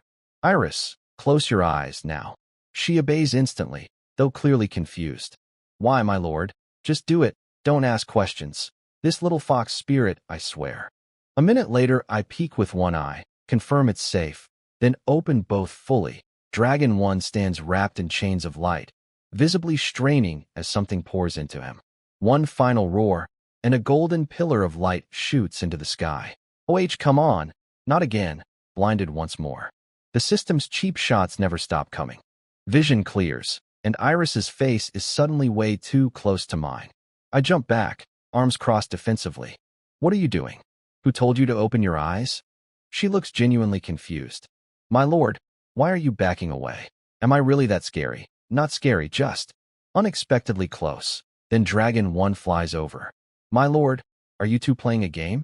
Can I join? I stare at those massive jaws and razor teeth talking to me in a perfectly normal voice, and something clicks. It worked. He's a hero now. But, wait, that voice. Are you female? My lord, how rude. I've been your mount this whole time, and you still can't tell? I have genuinely never been more confused in my life. Could this dragon possibly speak in a way that doesn't immediately create misunderstandings? Alice never causes this much chaos, though, granted, she's not usually around for this nonsense. Setting the gender confusion aside, the fact that he or she can talk at all confirms the hero conversion worked. Dragons are top-tier species, meaning any dragon hero starts at SSS tier minimum, no exceptions. Pure species advantage, way beyond what any human could match starting out. Though humans do get the consolation prize of faster learning curves and better odds of producing heroes in general. Since the conversion worked, time to check stats. Louise unlocks human/dragon form swap at level 40. Dragon, SSS tier, level 1, 20,000 HP, 2,000 defense, 2,000 damage, speed 15. Talent, Dark Heart, 100% bonus dark damage on hits. Class, Black Dragon Envoy. Skills, Magic Immunity, Withering Breath. Okay, top-tier species really does hit different. Her base stats already crush mine, Iris's, and Alice's combined. Makes sense she can't use gear yet in dragon form, so the universe compensates with raw numbers instead. But then I noticed something missing. No exclusive troop type. I'd assumed every SSS tier hero automatically came with one, since both my human heroes did after token upgrading. Turns out, nope. Wrong assumption entirely. SSS tier heroes are already rare as it is. Ones with bonus exclusive troops are basically mythical tier rare on top of rare. My excitement deflates a little. A dragon hero is still incredible, don't get me wrong. I just psyched myself up for more. Then I remember, I'm still holding the Black Dragon King's heart. It says dragon-type heroes can absorb it. Worst case, the daily free dragon summon effect probably survives even without granting an exclusive troop. Worth the gamble. I hand it to Louise. I'm expecting some dramatic, glowing absorption animation, like with the altar earlier. Instead, she just opens her mouth and CH1PS it. Crunch, crunch, swallow, burp. I just stand there, stunned. That's it? That's literally it? System, give me back my precious item. My heart sinks. Should have known better than to gamble. Shaking hands, I open her stat panel anyway, bracing for disappointment. Louise, talent now reads, Dark Heart, 100% dark damage bonus extends to troops too. Exclusive troop, trainable 14th tier Black Dragons, who guard her personally. Class upgraded, Black Dragon King. I rub my eyes. It actually worked. It actually worked. My whole mood does a complete 180. Hands clasped together immediately. Thank you, System Daddy. Sorry if I yelled a little earlier, no offense intended. Here, take another round of 365 blessings. Looking closer, her dark damage bonus now applies to her troops too, meaning every tier, 14 Black Dragon she commands deals essentially double damage on every hit. And her class shift from Envoy to King is clearly what unlocked the exclusive troop in the first place. I cautiously ask about the recruitment requirements, bracing for another resource nightmare like Fire Dragon Mages and Blood Knights. Louise, what's needed to train tier 14 Black Dragons? She lifts her head proudly. My lord, just 100,000 gold. No other requirements. Seriously? Just gold? Seriously? I nearly lose my mind with joy. 100k gold per dragon sounds steep, but for a literal tier 14 unit, other lords would be lining up to pay 10 times that. Gold's replaceable. Dragons aren't. Louise, you're the thing. I throw in a thumbs up for emphasis. She mimics the gesture with her claw, confused. My lord, what does this mean? It means you're awesome. Apparently that translated badly, because she immediately tears up. My lord, you're awesome. You're truly awesome. Please don't insult me by comparing me to such a low creature. Oh right. We're in a fantasy game world. Slang doesn't always translate. Louise, you're misunderstanding. I meant it as a compliment. Like, "You're amazing, you're incredible, you're dragontastic." Watching me dig myself deeper, she actually starts laughing through the tears. "My lord, there's no need to explain further. I understand. You mean I'm impressive?" "Yes?" Relief washes over me. Heroes might be bound by contract, but they're not data. They have real feelings, real loyalty that isn't tracked on any stat sheet. Most heroes stay faithful unless something truly outrageous happens, though in my past life I definitely saw my share of lazy or backstabbing heroes. Certain regions' players were especially notorious for it. Gotta stay careful regardless. "There's one more thing, my lord," Louise adds. My relief immediately tenses back up. Currently, I can only train 1,000 dragons at a time. Every 10 levels I gain doubles. No, multiplies the cap by 10x. Honestly, not even worried about that limit. My current resources couldn't support mass dragon production anyway. And doing the math, level 10 means 10,000 dragons. Level 20 means 100,000. Level 30 means 1,000,000. Level 40 means. I stop myself right there. Too much excitement for one day. Don't want to keel over from sheer joy before I even get to enjoy any of this. Treasure hunt. Officially a massive success, way beyond anything I expected. Time to head home. Dump everything into more troops, and seriously consider relocating the whole territory. Kunlun's outer resources just aren't enough to sustain this kind of growth anymore. Conveniently, I've still got that relocation order sitting in my bag. Cavemen finish sweeping the battlefield outside. Loot secured. Iris packs everyone back into storage, and we head for home. Black Dragon 1 is officially Louise now, full hero, which means my mount situation just got complicated. Only ride left is Black Dragon 2, the one Iris uses. I start walking toward Dragon 2. "My lord, where are you going?" Louise looks genuinely confused that I'm not climbing onto her. Riding Dragon 2 back to base?" She immediately panics. "Absolutely not, my lord. I am your mount. You're literally a hero now. Isn't that a bit weird?" "Not weird at all. You've always ridden me. You will continue to only ride me.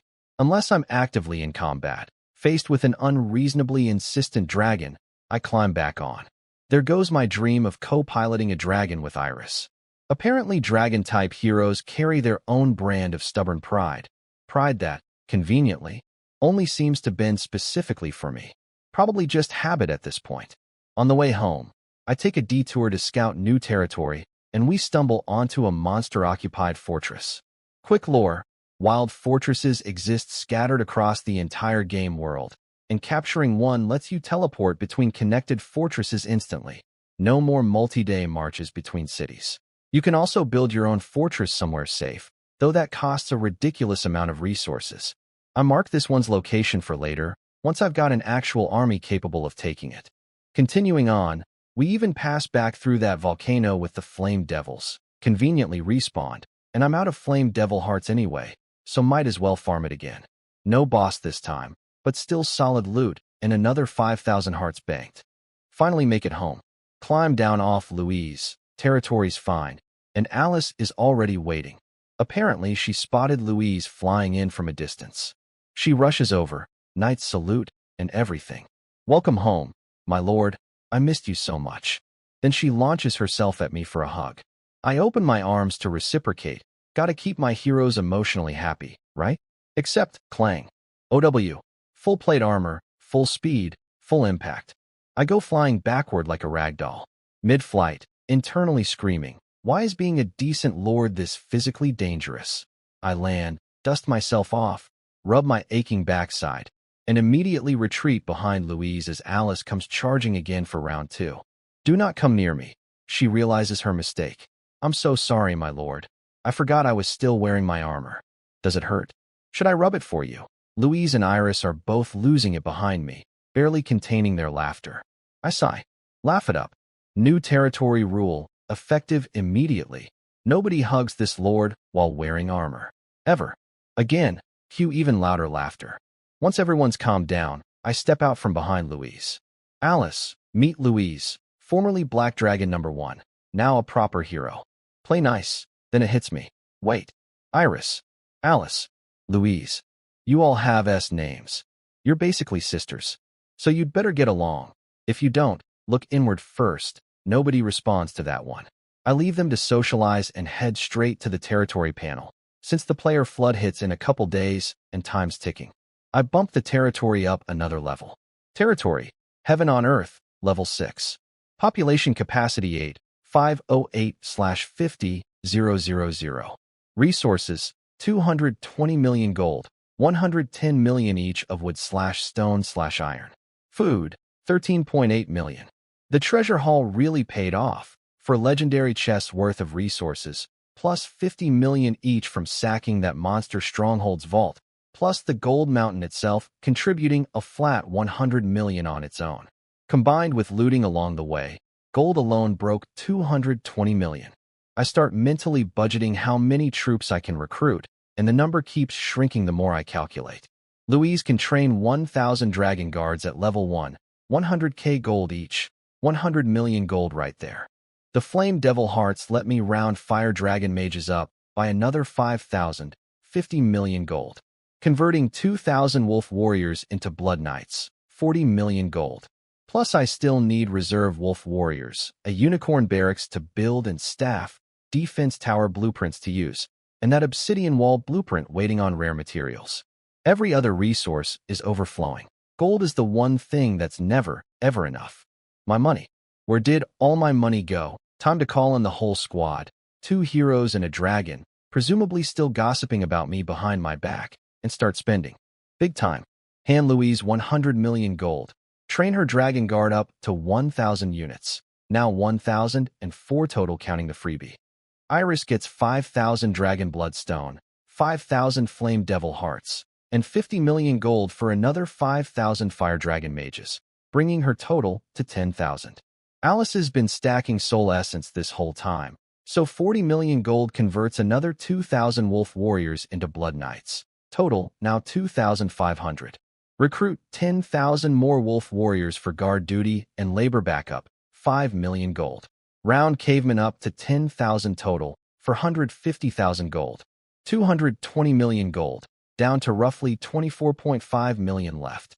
Check the Unicorn Barracks cost. Affordable, build it. Construction time would normally be brutal for a tier 10 building, but my talent eats 99% of that, and even the leftover time gets vaporized by one of my 90-something acceleration cards. Yes, 90. I'm criminally overstocked. Unicorn, tier 10, flying support unit.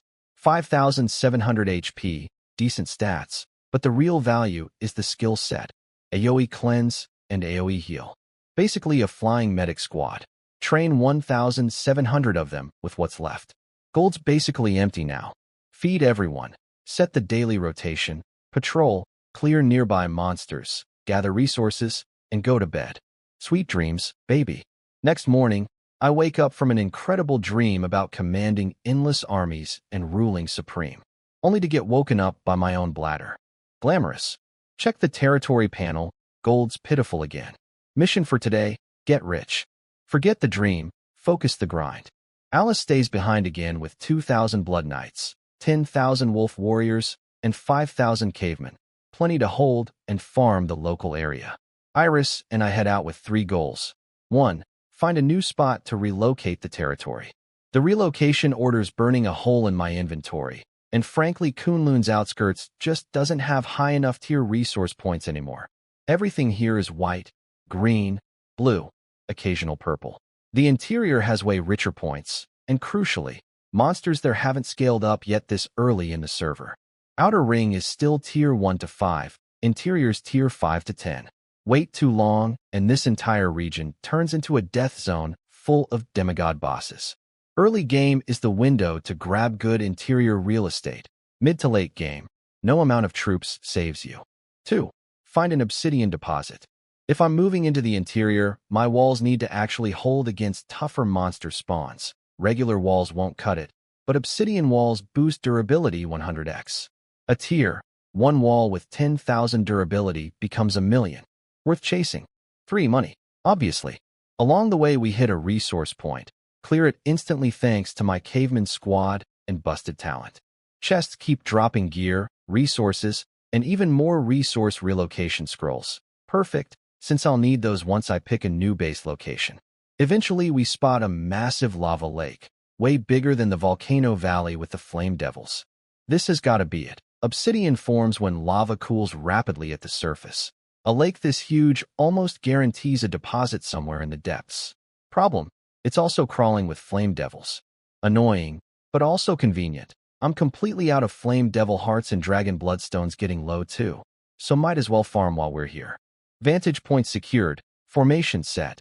Dragons up front as meat shields. Magic immune, baby. Fire dragon mages in the middle for damage. Unicorns in the back handling cleanse and healing duty. Kill them all. Iris and Louise open up first. Then the full fire dragon mage and dragon squads join in. Flame devils have fire resistance, sure, but with 10,000 mages backed by Iris's passive damage boost, and over 1,000 dragons hitting with Louise's 100% dark damage bonus stacked on top, it doesn't matter. Another full fireworks show erupts over the lava lake. Wave after wave of flame devils evaporating. Their counterattacks mostly land on the dragons, who shrug everything off thanks to magic immunity. The rare hit that slips through onto a fire dragon mage gets soaked by their shield skill, and any leftover damage gets topped right back off by the unicorns trailing behind. If these flame devils could speak, they'd probably be screaming, "This isn't fair, you're cheating," and honestly, yeah, we are. The cleared zone around the lava lake keeps expanding, and every dead flame devil leaves behind little red crystal hearts mixed with shiny gold coins, scattered all over the ground. Genuinely a pretty sight. In a "we just committed a small massacre" kind of way. Eventually, only one thing's left standing: the boss. Flame Devil Lord, S tier, level 70, 18 million HP, way stronger than the one from before. My fire dragon mages are barely level 5. Even with Iris's damage bonus, they're basically tickling this thing's defense. Time to bring out the real heavy hitters. Mages, stand down. Dragons, engage. Cue an absolute brawl. Claws, bites, and the single most savage move in the playbook. One dragon tail whacks the boss like a pinball straight into another dragon, who whacks him right back. Pure chaos, somewhere between combat and an unfair game of dragon volleyball. Eventually, with one last furious, humiliated roar, the Flame Devil Lord finally drops. And drops loot. A troop template and a piece of gear. Seriously, what are the odds I keep winning the lottery like this? Flame Devil Troop Template, Tier 8. Would have been solid if I didn't already have Fire Dragon mages covering that role. Auction house, here we come. Brief evil genius thought. What if I sell this to some rich whale, let them recruit a bunch of flame devils, then conveniently, accidentally, wipe them out for more hearts? Rinse and repeat forever? Nah, that's just scummy.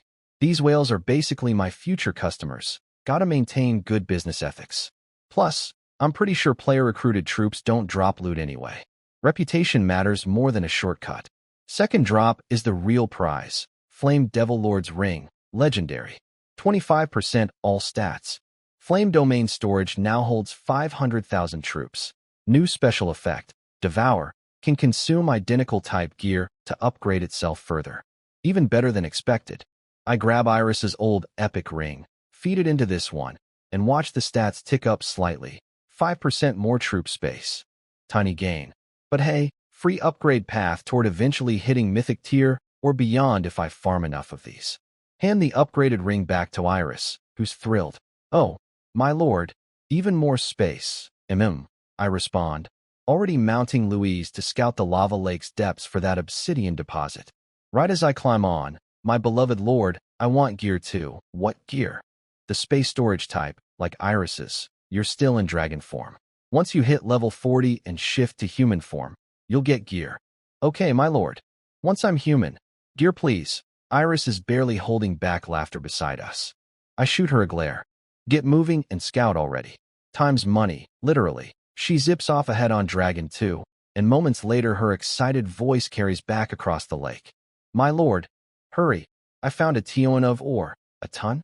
Skeptical, I fly over. And yep, she wasn't exaggerating. A whole field of obsidian deposits, glinting black, scattered across the land overlooking the lake. Multiple veins, not just one. I call the cavemen over to handle mining duty. Manual labor is literally their whole purpose in life. Might as well let them feel useful. Even with my 99% time reduction talent, Mining this special resource still eats over an hour, which tells you exactly how rare and slow obsidian extraction is compared to basic resources. Regen time is half a month, way longer than basic resource points too. Final haul, 50,000 more Flame Devil Hearts, and a staggering 20 million units of obsidian. Plenty for what I need. Mark the coordinates, move on. First objective, done. Now to find the actual relocation spot. After more searching, I finally find the perfect location at the border between Kunlun's middle and inner regions. I originally wanted deep core real estate, but reality check. The core is way too dense and high tier for my current strength. I'd spend every day just defending against sieges instead of actually developing. This spot's the sweet spot. Mostly tier 6 to 8 monsters, completely manageable for my current army. Plus resource points are mostly purple tier with a few orange ones mixed in. Bonus, it's close to that wild fortress I marked earlier. Once relocated, I can take the fortress, unlock its teleport network, and suddenly the whole continent opens up for fast travel. Perfect for raiding world bosses, holy sites, dungeons, you name it. Only problem, there's a monster-controlled territory squatting right on my chosen spot, level 8, packed with way more enemies than I currently have. Clearing it cleanly, without losses, is going to be a real challenge. Difficult or not, we're doing this. My army's small, but elite, and I've still got a dozen plus Forbidden Scrolls plus 2 level 10 ultimates. Worth the gamble. Vantage points secured, troops deployed, dragons handle flying enemies, fire dragon mages bombard from the high ground, unicorns trail behind on heal and cleanse duty. Iris and I split the scroll stack and start nuking different clusters of the monster horde one section at a time. Entire chunks of the enemy territory wiped in flashes of fire and lightning. The sky basically apocalyptic. Once the scrolls run dry, we finish the rest off manually with our ultimates. Thunder's Wrath sweeps up every straggler in sight. I'm a professional kill stealer at this point, no shame. Both Iris and I end up completely drained after, forced to retreat and recover. This is exactly why I avoid using my big skills unless absolutely necessary. Massive stamina cost, and afterward you're a sitting duck without escort. Officially deciding, minimal personal combat from now on. Let the troops and heroes do the heavy lifting. Not laziness, pure strategic delegation, I swear. Dragons mop up survivors with melee while unicorns keep them topped off. Fire dragon mages clean up whatever's left. Iris and I level up hard during this fight, both hitting level 20. Iris, now 12,000 HP, 1,600 damage. Her 10% passive bonus, pushing Fire Dragon Mage damage close to tier 12 output. Genuinely terrifying at this point. Eventually, the whole monster territory's cleared. Cavemen handle cleanup, dragons handle any remaining bosses, and once I've recovered enough stamina, I make a beeline straight for the enemy stronghold's vault. Little money, here I come. The vault's completely intact.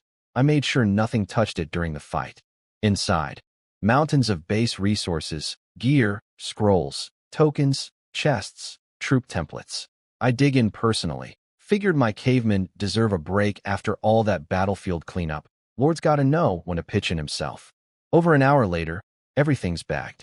Base resources alone, 110 million units across the board. And that's just the appetizer. 20 more Forbidden Scrolls, restocking my supply. 5 more Hero Advancement tokens, bringing my total to 20. 100 more acceleration cards, now sitting at 100 total. 5 troop templates I don't need personally, straight to the resale pile. And then, gear-wise, another mythic item. Guardian's Shield, mythic. 30% all stats. Special effects, fortified, doubles defense, and sanctuary, 30-second invincibility shield. Perfect for Alice. She's been holding down the fort this whole time. Deserves the reward. Then a special item, Resource Converter. Converts any base resource into any other base resource. 1-to-1 ratio. This is exactly what I needed. Gold's always the bottleneck, but would /stone/iron just sit there piling up uselessly. Now I can liquidate the surplus straight into gold whenever I need it. Genuinely might cry tears of joy. But the real jackpot, a special chest. Random Hero Chest. Opens to grant 1 random hero, regardless of tier. Same deal as a hero altar. Meaning whatever tier comes out, I've got enough hero advancement tokens, 20, to push it straight to SSS regardless. No reason to wait. I crack it open. System, you've obtained B-tier hero, Lilith. System, third player server-wide to obtain a hero unit. Reward, 2 hero advancement tokens, plus a resource pack. 3 more world announcements blast out. Brief excitement. Immediately interrupted by confusion. Third, I already have 3 heroes. Iris, Alice, Louise. Shouldn't this be number 4? System, what the hell, why am I third? Louise should have counted. Did you eat her reward or something? System, heroes obtained via troop-to-hero conversion at an altar do not count for this reward. Oversight noted. Garbage system literally forgot its own rules. Whatever, the reward's small potatoes anyway, and honestly it's still me getting the credit either way, nobody beat me to it. Checking the new hero.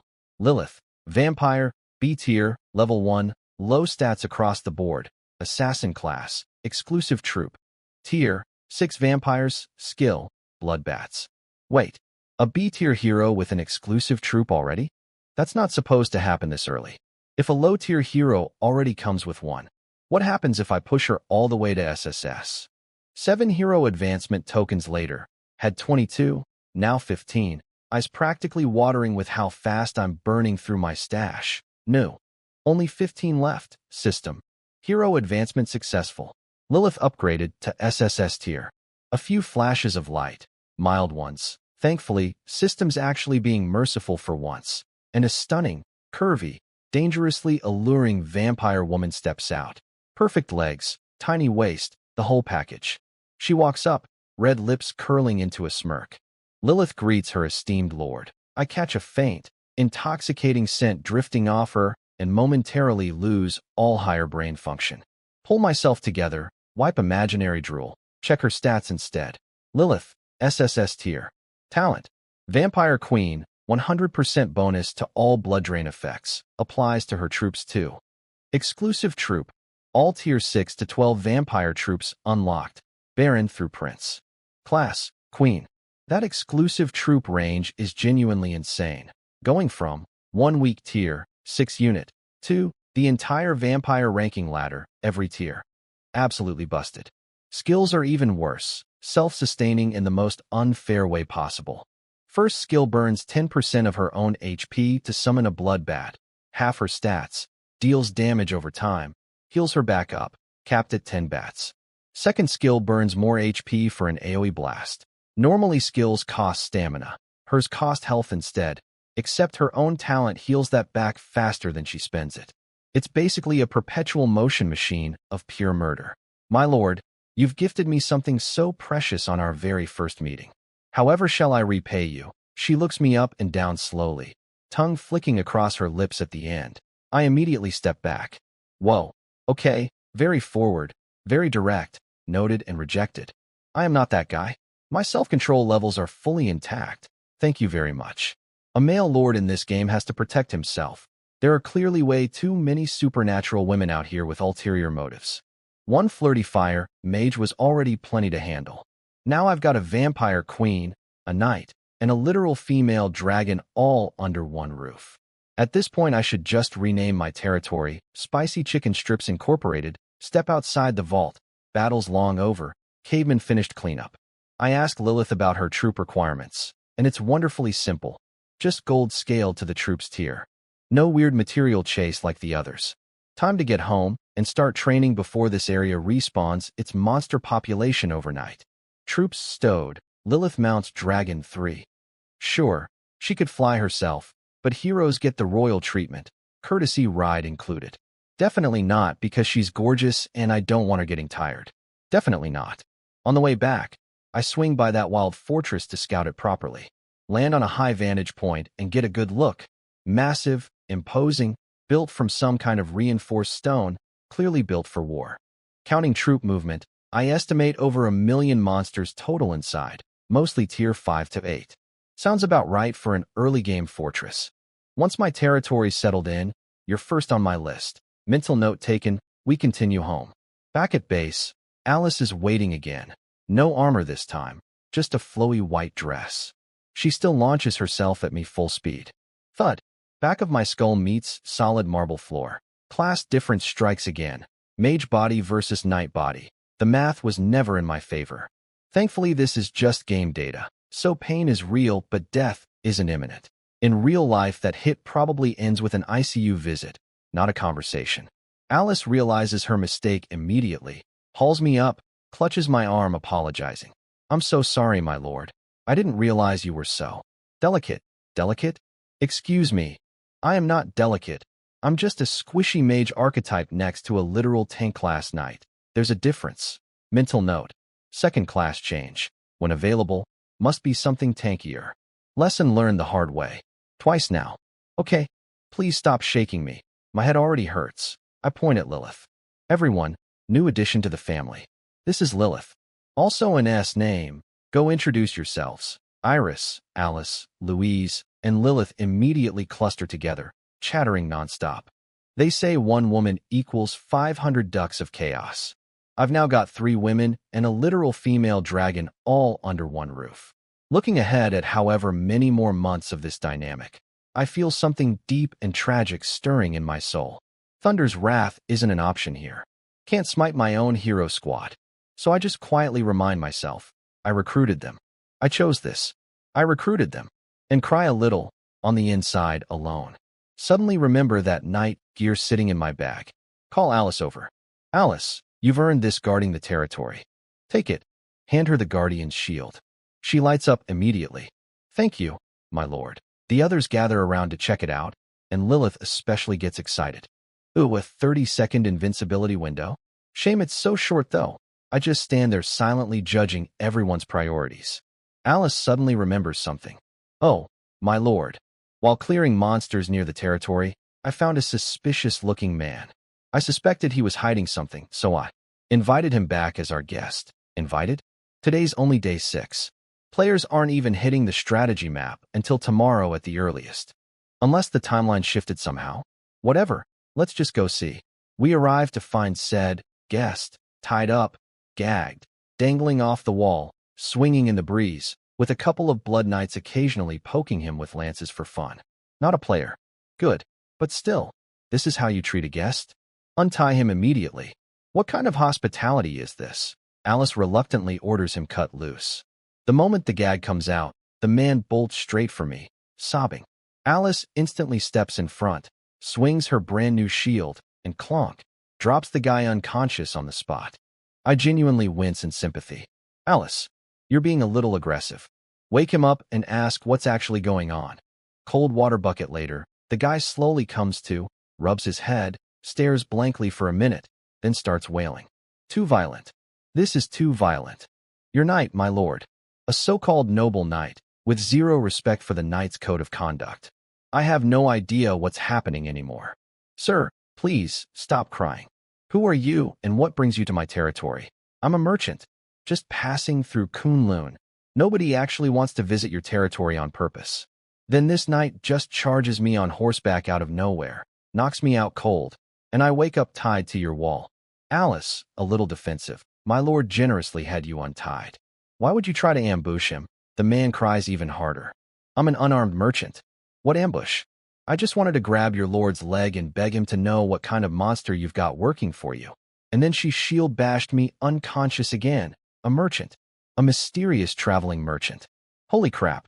These guys randomly appear anywhere across the entire game world, selling literally anything. Basic resources, gear, troops, all the way up to top-tier items, mythic gear, special materials, anything. Completely random inventory, but every player chases these guys because nobody wants to miss out on a potential jackpot offer. Definitely can't afford to upset him. So, sorry Alice, but you're taking the fall for this one. Alice, there must be consequences for your recklessness. She straightens up immediately. Yes, my lord, I accept my punishment. The merchant perks right up, while Alice looks genuinely nervous. Alice, since you're accepting punishment, your punishment is a giant feast. Eat until you're stuffed. I turn to Iris. Iris, prepare a massive feast for Alice. Make her eat until she can't move. Everyone was initially worried this would be a real punishment, but the second they hear the actual sentence, they all stifle laughter and scatter to prepare Alice's torture by buffet. The merchant's confused. My lord, A feast is the punishment? That sounds more like a reward. It's definitely punishment. Think about it. What do women care about most? What? A pretty face and a perfect figure, obviously. Still confused. What does that have to do with food? Everything. The more she eats, the bigger she gets. Bigger means less attractive. For a woman, that's basically the harshest punishment there is. Unless you're into chubby women. He shakes his head fast. No, no. I just prefer, fuller figures. Slightly plump is fine. There you go, see? Devastating punishment. Confirmed. He nods, satisfied. Though something about the logic still feels slightly off to him. Can't quite place it, though. Time to capitalize on the moment. Since fate brought you to my territory, let's see what you've got in stock. Anything I need, I'll buy. Call it compensation for the misunderstanding. The merchant just stares at me. Anything you need, you'll buy as compensation. Somehow that phrase manages to mean absolutely nothing while sounding generous. Still, he opens his shop inventory anyway. And the second I see what's on offer, I nearly start drooling. So much good stuff. If it weren't for the system's protections on merchants, and the fact that ticking off the entire merchant network sounds like a terrible long-term move, I would absolutely be trying to rob this man blind right now. So many treasures. So much temptation. What do I even pick first? I scroll through the merchant's full inventory, gear, scrolls, troop templates, acceleration cards, all kinds of stuff. Most of it's nothing I need, though. I've already got plenty of sub-legendary gear, and legendary items aren't worth the price unless they're mythic tier. After a few passes, I narrow it down to 3 real picks. Random hero chest. Same item that gave me Lilith. No lord ever complains about more heroes. Buying. Deceiver's mask. Special gear. Lets the wearer assume a second identity, non-lord status. This solves a problem that's been nagging me. Eventually, Tian Peng gets famous, and famous in this game means dangerous in real life. A secret identity is exactly the insurance policy I need. Buying. Archangel's Heart. Special item. Stats hidden until equipped. Priced absurdly high, the kind of thing a normal player would skip without info. But I recognize the pattern immediately. This is basically the angel tier version of my Black Dragon King's heart. Free daily angel summon. And if I ever find another convertible hero altar down the line, I get a second top tier species hero. Buying. No question. Mortgage the kingdom if I have to. Quick territory level up first, just to make sure population capacity keeps pace. Territory now level 7. Population cap up to 100,000. Resources, 130 million gold, 220 million each of wood/stone/iron, 95 million food. All from the stronghold loot, road kills, resource farming, and Alice's daily grind. Plenty to cover today's purchases. I grab all 3 items, lingering a little too long on the rest of the inventory, mentally calculating how badly I could rob this guy if I had 0 morals. The merchant clearly notices my expression and clears his throat awkwardly. My lord, the transaction's complete. I should be on my way. Perhaps we'll meet again. Before I can even respond, he pulls out a scroll, crushes it, and vanishes instantly. Wait, a teleport scroll. Genuinely surprised. Those things are rare and expensive. No clue if it's a fixed point or random teleport. But either way, why didn't he use it earlier? Probably because Alice knocked him out cold before he had the chance. Then he got tied up and poked repeatedly by Blood Knights specifically to keep him under attack and unable to activate it. Once released, he probably got too attached to such a rare item to waste it casually.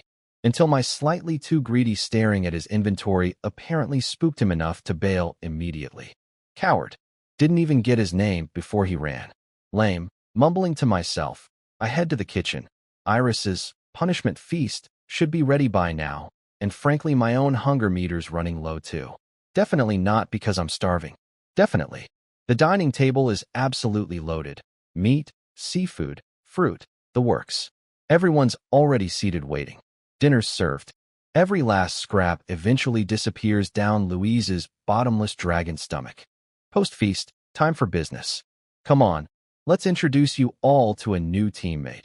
Light flashes from the random hero chest, some in circle forms. Another graceful figure emerges from the glow. System, you've obtained B-tier hero, Cass. Oh, come on, another female hero? System, I take back every nice thing I've ever said about you. Light clears, revealing a tall blonde woman, gorgeous, holding a longbow, dressed in suspiciously minimal clothing. As she steps closer, I spot the pointed ears peeking through her hair. An elf. She bows. Cass greets her esteemed lord. Thank you for the summoning. I'll follow wherever your path leads. Checking her stats. B tier, Elven Archer, decent starting numbers, basic skill. Normal players would be thrilled. Me? Not nearly impressed enough. Not when I've got tokens to burn. Ugh, only 15 left, and after this only 8. Not enough, never enough. 7 tokens later, system. Hero advancement successful. Cass upgraded to SSS tier. Her look barely changes. Outfit swaps from leaves to actual fabric, small mercy, but her stats jump massively, and she gets an exclusive troop type too. Cass, SSS tier. Talent. Guardian's Aura, 100% stat boost to self and exclusive troops while inside territory. Exclusive troop. Tier, 10 Guardian Elves. Skills. Phantom Shot, doubles damage per hit, and Sniper, ranged attacks ignore distance and walls. That last skill alone is terrifyingly good. Free damage through any defense, no exceptions. Exclusive troop confirmed, and a tier, 10-1 at that. Her talent's incredible too. 100% stat boost to herself and her troop type while inside the territory, which honestly makes her the perfect replacement for territory defense duty going forward. Before I can even finish thinking through her skill kit, she just hugs me, then kisses me. Fully, completely, without warning. I struggle, eventually escape the ambush. Took longer than I'd like to admit, and there's this small, annoying part of me that's a little disappointed it ended. Nope, not thinking about that. Women, no, scratch that, any female creature at this point, are a threat to my combat reflexes. Exception made for Meng Han, obviously. Time to handle territory business and log off before things get more complicated. Equip the Deceiver's Mask. System, second identity unlocked. Please name your alternate persona. If my first identity's Tian Pong, the obvious second identity has to be Bajia. One's heaven, one's mortal, perfectly matching my territory name, Heaven on Earth. I'm basically a genius. System, adjust second identity's appearance? No adjustments needed. First identity got the 10% glow up already, no need to double dip. Stats check. First identity's sitting pretty at level 23, 13,200 HP, solid damage output, 3 thunder skills unlocked. Second identity, Bajia, is exactly as garbage as I was on day 1. D tier, level 1, 0, everything. Functionally useless on his own, but exactly what I need for staying anonymous and safe going forward. 2 identities means twice the flexibility, twice the safety margin. Last item, Archangel's Heart. Archangel's Heart, special. Absorbable by an angel-type hero. Effect, free daily angel summon, once unlocked in the strategy map. Same exact playbook as the dragon item. No hesitation, using today's free summon immediately. Angel, tier 14, flying unit. 35,000 HP, 1,000 damage. Skills. Resurrection, revive fallen allies, daily cap equal to 100x own HP, and Holy Judgment, 200% damage plus 100% light damage, double effect against dark type enemies. Slightly less tanky than my dragons, but hits harder, and that resurrection skill is genuinely game-changing. Between this and my unicorn healers, troop losses basically stop matching. Even a single level, one angel can revive roughly 80 dragon equivalent units per day. Scale that army up over time, and the math gets absolutely ridiculous. Getting ahead of myself, though, focus on today's priorities. Build the obsidian wall, convert exclusive troops, prep the relocation. Territories currently level 7. Footprint 3,000 by 3,000 meters. Total wall perimeter 12,000 meters. Tier 1 obsidian wall costs 100 gold and 100 obsidian per meter. Resources, 130 million gold, 220 million each of the rest. After the merchant purchases, 80 million each across all base resources. I liquidate everything else straight into gold using my converter, bringing total gold to 420 million. Build the obsidian wall first. System, 1.2 million gold and obsidian consumed, building 12,000 meters of obsidian wall. Acceleration card, instant completion. Keep upgrading. Total spend, 18 million gold, 18 million obsidian, wall pushed to level 4. Stopped there purely because I'm out of obsidian. Only had 20 million banked. The wall now stretches 12,000 meters, 20 meters tall, 5 meters thick, glowing black with that intimidating metallic sheen. Obsidian wall, level 4. Durability, 8 million. 8 million durability. Even a maxed out angel only does 2,000 damage per hit. Even a sustained siege would take ages to crack this thing, and that's before factoring in 60 wall turrets and my entire active garrison. This is exactly the confidence I needed to commit to relocating into Kunlun's deeper edge zones. Close the panel, climb up onto the wall myself, and just look out over my entire territory. Pride. Genuine pride. 6 days. 6 days. And I've already surpassed 5 entire years of past life progress. Maybe this time, I really do change everything. Not, maybe, definitely. I've got 5 SSS tier heroes, every single one with their own exclusive troop line. Louise, tier 14 Black Dragons Iris, tier 10 Fire Dragon Mages Alice, tier 11 Blood Knights Lilith, tier 6 to 12 Full Vampire Lineup Cass, tier 10 Guardian Elves plus an Archangel's Heart waiting for its eventual Angel hero, and the Dragon hero conversion trick proven and ready to repeat if I find another convertible altar. As long as the gold keeps flowing, my army will never run dry.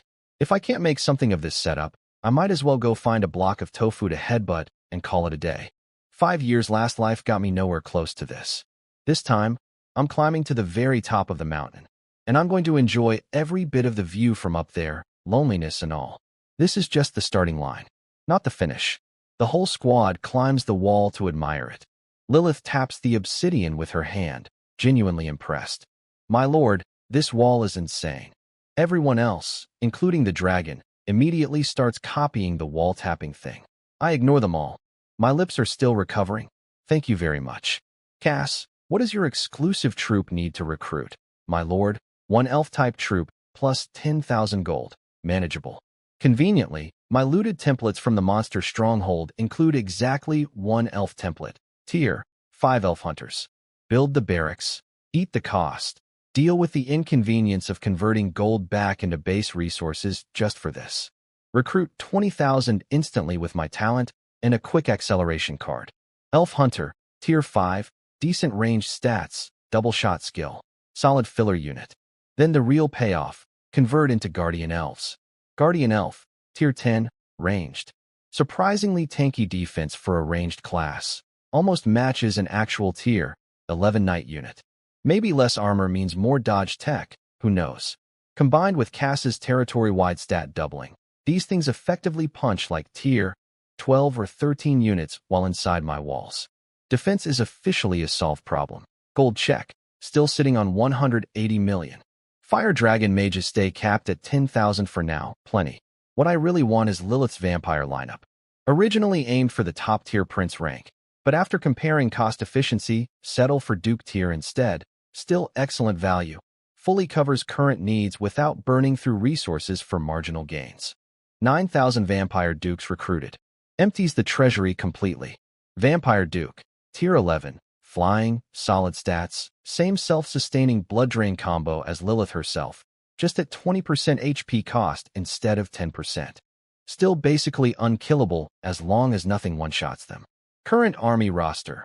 1 Angel, 1,004 Black Dragons, 9,000 Vampire Dukes, 2,500 Blood Knights, 20,000 Guardian Elves, 10,000 Fire Dragon Mages, 1,700 Unicorns, 10,000 Wolf Warriors, 10,000 Cavemen. Over 64,000 troops total, more than 40,000 of them high tier or better. 5 years of my past life never got me anywhere close to a roster like this. Time for the big move, relocation. Recall everyone. Head to the Lord's Hall. Pull out the relocation order. System. Enter the destination coordinates. Kunlun Mountains. 23456. 34567. The ground immediately starts shaking. Blinding white light engulfs the entire territory. God damn it.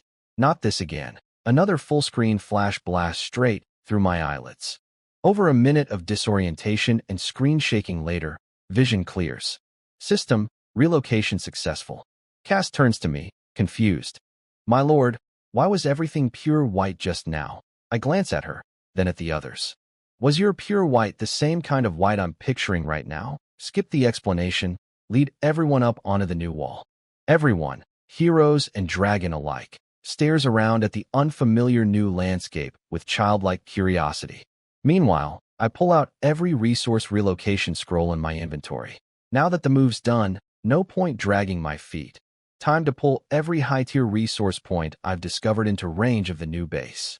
Late-game lords always build out their own dedicated resource clusters this way. Might as well start mine early. Hand the scrolls off to the heroes to handle the legwork. No reason for me to micromanage something this menial when I've got staff for exactly this. A few final instructions for territory upkeep, and then I log off. Today's been a lot. Time to recover. Pod opens up, I climb out soaking wet as usual, hit the bathroom, eat dinner, and find out Meng Han's still logged in. Tell the staff to send word that I'll be waiting in the study. I'm not there to read anything. After days stuck in a pod, I just want to sit somewhere quiet that isn't a coffin-shaped game device. Spend a while planning out my territory's next moves in my head. Just as I'm about to give up and head to bed, Meng Han finally walks in. Hey, what made you log off tonight? She walks straight over and, yeah, we're both exhausted, so we just collapse into bed together and pass out. Meanwhile, back in the game, my heroes finish relocating every high-tier resource point I'd marked, specifically gold points, purple and orange tier exclusively, per my standing orders before logging off. Gold's always the bottleneck, no exceptions, so that's the priority forever. No rest for the squad though. Monster howls start closing in almost immediately. Everyone scrambles to the wall just in time to see a full-scale siege incoming. Iris, being my very first recruit, naturally steps up to coordinate. Louise, take your dragons and hold the east wall. Lilith, vampires to the north. Cass, guardian elves to the south. I'll handle the west with my mages. Everyone deploys accordingly. Alice, feeling forgotten, pouts. Iris, what about me and my blood knights? Iris laughs, taps her on the head. How could I forget you? Stay with me, reinforce wherever's needed. Alice immediately cheers up. First fight kicks off on the east wall. Louise leads her 1,004 dragons out, and immediately decides defense is boring. Dragons, by nature, are arrogant, aggressive, and combat-hungry. She only behaves when I'm personally around. Offense is the defense, apparently. She sends the dragons straight into the air above the monster horde. Over 1,000 simultaneous breath attacks wipe out massive chunks instantly. Not satisfied with that, the dragons start body-slamming survivors too. Pure carnage. South wall. Cass's guardian elves go to work. Her sniper skill ignores both range and walls entirely, meaning anything visible is already dead. With her territory-wide 100% stat boost active, every double shot from 20,000 elves is basically an instant kill. North wall. Lilith refuses to play defense too, leading her vampire dukes straight into the air above the horde. Blood bats summon endlessly, healing her troops faster than the enemy can deal damage. 9,000 dukes spawning 90,000 bats total, self-sustaining chaos. Pure perpetual motion murder machine, just like advertised. West wall. Iris and Alice are having the most fun visually. Nighttime fire dragon fireworks lighting up the sky, absolutely gorgeous to watch. Realistically, this siege was never any real threat. My army's too high tier across the board. Within minutes, the attacking force is basically routed. A few stragglers manage to climb over corpse piles close enough to reach the wall itself. Alice, antsy about missing out on the action, begs Iris to let her clean up the remainder. Iris teases her a little. Relax, the obsidian wall has 8 million durability. These stragglers couldn't break through in days even if they tried. Alice resorts to full puppy eyes mode, tugging Iris's arm, whining until Iris finally relents. Fine, go play with your blood knights. Not much danger, but stay sharp. Alice immediately leaps off the wall, rallies her knights, and charges out to mop up whatever's left. She sweeps east and north first. Already cleared, nothing but corpses. Heads south to Cass's section. Same story. Just a few stragglers feebly scratching uselessly at the obsidian wall. Alice almost feels bad for them before charging in anyway, sending the last few flying with her lance. Fight's over fast. Back at the hall, Iris is already organizing cavemen and wolf warriors for battlefield cleanup. Low-tier troops gotta earn their keep somehow if they're not pulling combat weight. Alice pouts, clearly disappointed. Iris, I didn't even get to enjoy it. The fight ended too fast. The other three, plus Dragon, immediately swoop in to comfort her. Turns out the resident baby of the group always gets the group hug treatment when she's sulking. Both of us wake up early, despite, last night's workout, leaving us thoroughly exhausted. Today's a big day. The top-tier players hit level 20, and everyone floods into the strategy map. Menghan's almost there herself. Before logging in, she gives me her in-game name, tells me to add her as a friend once I reach the strategy map myself. Once she's gone, I'm wide awake with nothing to do, so I browse the forums for a bit. It's mostly noise, guild recruitment spam, some company offering players a job to grind resources full-time, and a guild explicitly recruiting women only, men stay away. Genuinely useless information overall, though that last one's mildly entertaining. Forum closed, breakfast eaten, nutrient fluid topped off, into the pod I go. Back in the game, I check the territory panel and immediately do a double take. Gold, 40 million. Wood, stone, iron, 40 million each. Food, 63 million. Wait, didn't we burn through basically everything last night? There's no way the girls farmed this much resource overnight on their own. Before I can puzzle it out further, the whole crew, for heroes plus one dragon, converges on the Lord's Hall the second they sense I'm back. Alice, fully armored, immediately tries to launch herself at me again. I throw my hands up. Alice, new rule, still in effect. No hugging this lord while armored. We've discussed this. Everyone else stifles laughter, including the dragon, somehow. Don't ask me how a dragon stifles laughter. I genuinely don't know. Alice redirects her enthusiasm into just clinging to my arm instead. My lord, something huge happened while you were gone last night. Iris, ever the responsible big sister of the group, fills me in properly. Turns out we got hit with a full siege overnight, hence the resource windfall and bonus experience. Alice keeps interrupting with her own excited commentary until I finally calm her down. Best part of the night's haul, Louise hit level 10. Louise, now level 11, 40,000 HP, for 1,000 defense, for 1,000 damage, with a new skill unlocked, Dark Devour, wraps herself in dark energy, temporarily boosting all stats 5x.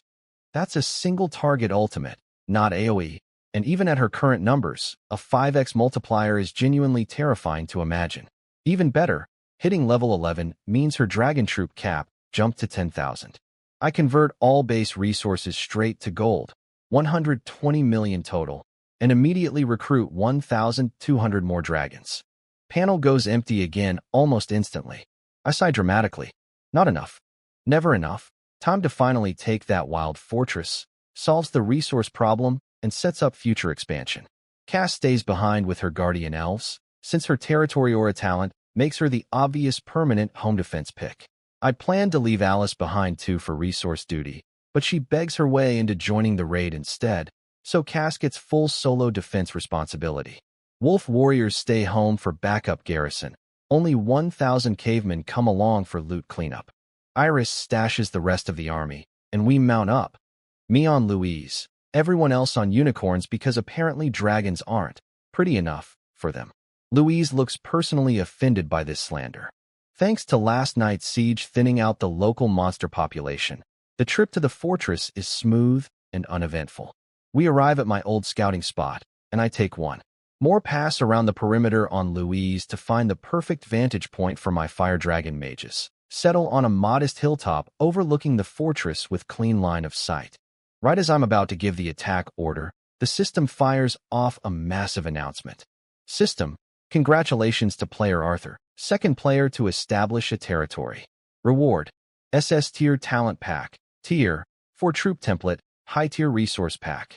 3 repeats, then immediately another. System, congratulations to player Lizenzi, third player to establish a territory. Reward, S tier talent pack. Another Chinese player, also using a mythological name like me. Before I can even process that, a third announcement fires. System, congratulations to player Yumikawachi Ku, fourth player to establish a territory. A Japanese player this time. Listening to the announcements roll in one after another, it hits me. The same elite players who dominated my past life are dominating again this time around. Arthur was the strongest American lord last life. Li Zhenzi led China's national alliance, backed by military connections. Yuma Kawachi represented Japan's Mitsubishi conglomerate, also frighteningly capable. Last life, these three, along with a handful of others, split up more than half the entire world's resources between them. This time, even if my little flap of butterfly wings can't change everything, I'm going to keep flapping anyway. Sooner or later, everything changes. Meanwhile, elsewhere on the server, a blonde American guy, Arthur, second territory founder, is furious at not being first, ranting about all his advisors and his master plan getting somehow beaten anyway. Over in China, a stern, battle-hardened military-type guy named Li Zhenzi is surprised to only be third, vowing to grind harder since he's got actual government backing. And somewhere on a Japanese island, a short, sleazy-looking guy is throwing a tantrum and cursing out whoever beat him to the punch. Back to me. I open the global chat channel, and it's complete chaos, flooded with messages. Wait, I'm not even top 10? My rewards? My territory's surrounded by resource points. Jackpot. Wait. Why are they all guarded by monsters? Why does recruiting cost so much gold? Anyone got tips? Genuinely thrilled. Finally, other players are showing up. Been a one-man server for way too long. And frankly, my warehouse full of mismatched gear and troop templates desperately needs actual customers willing to overpay. Close the chat. Refocus. Time to finally take this fortress. Battle plan time. Alice, you and your Blood Knights hit the front gate. Draw the defense system's fire. Stay safe. She lights up. Thank you, my lord. I'll be careful. I wipe drool off my face from her enthusiasm and add. Also, reminder, no armored hugs, ever.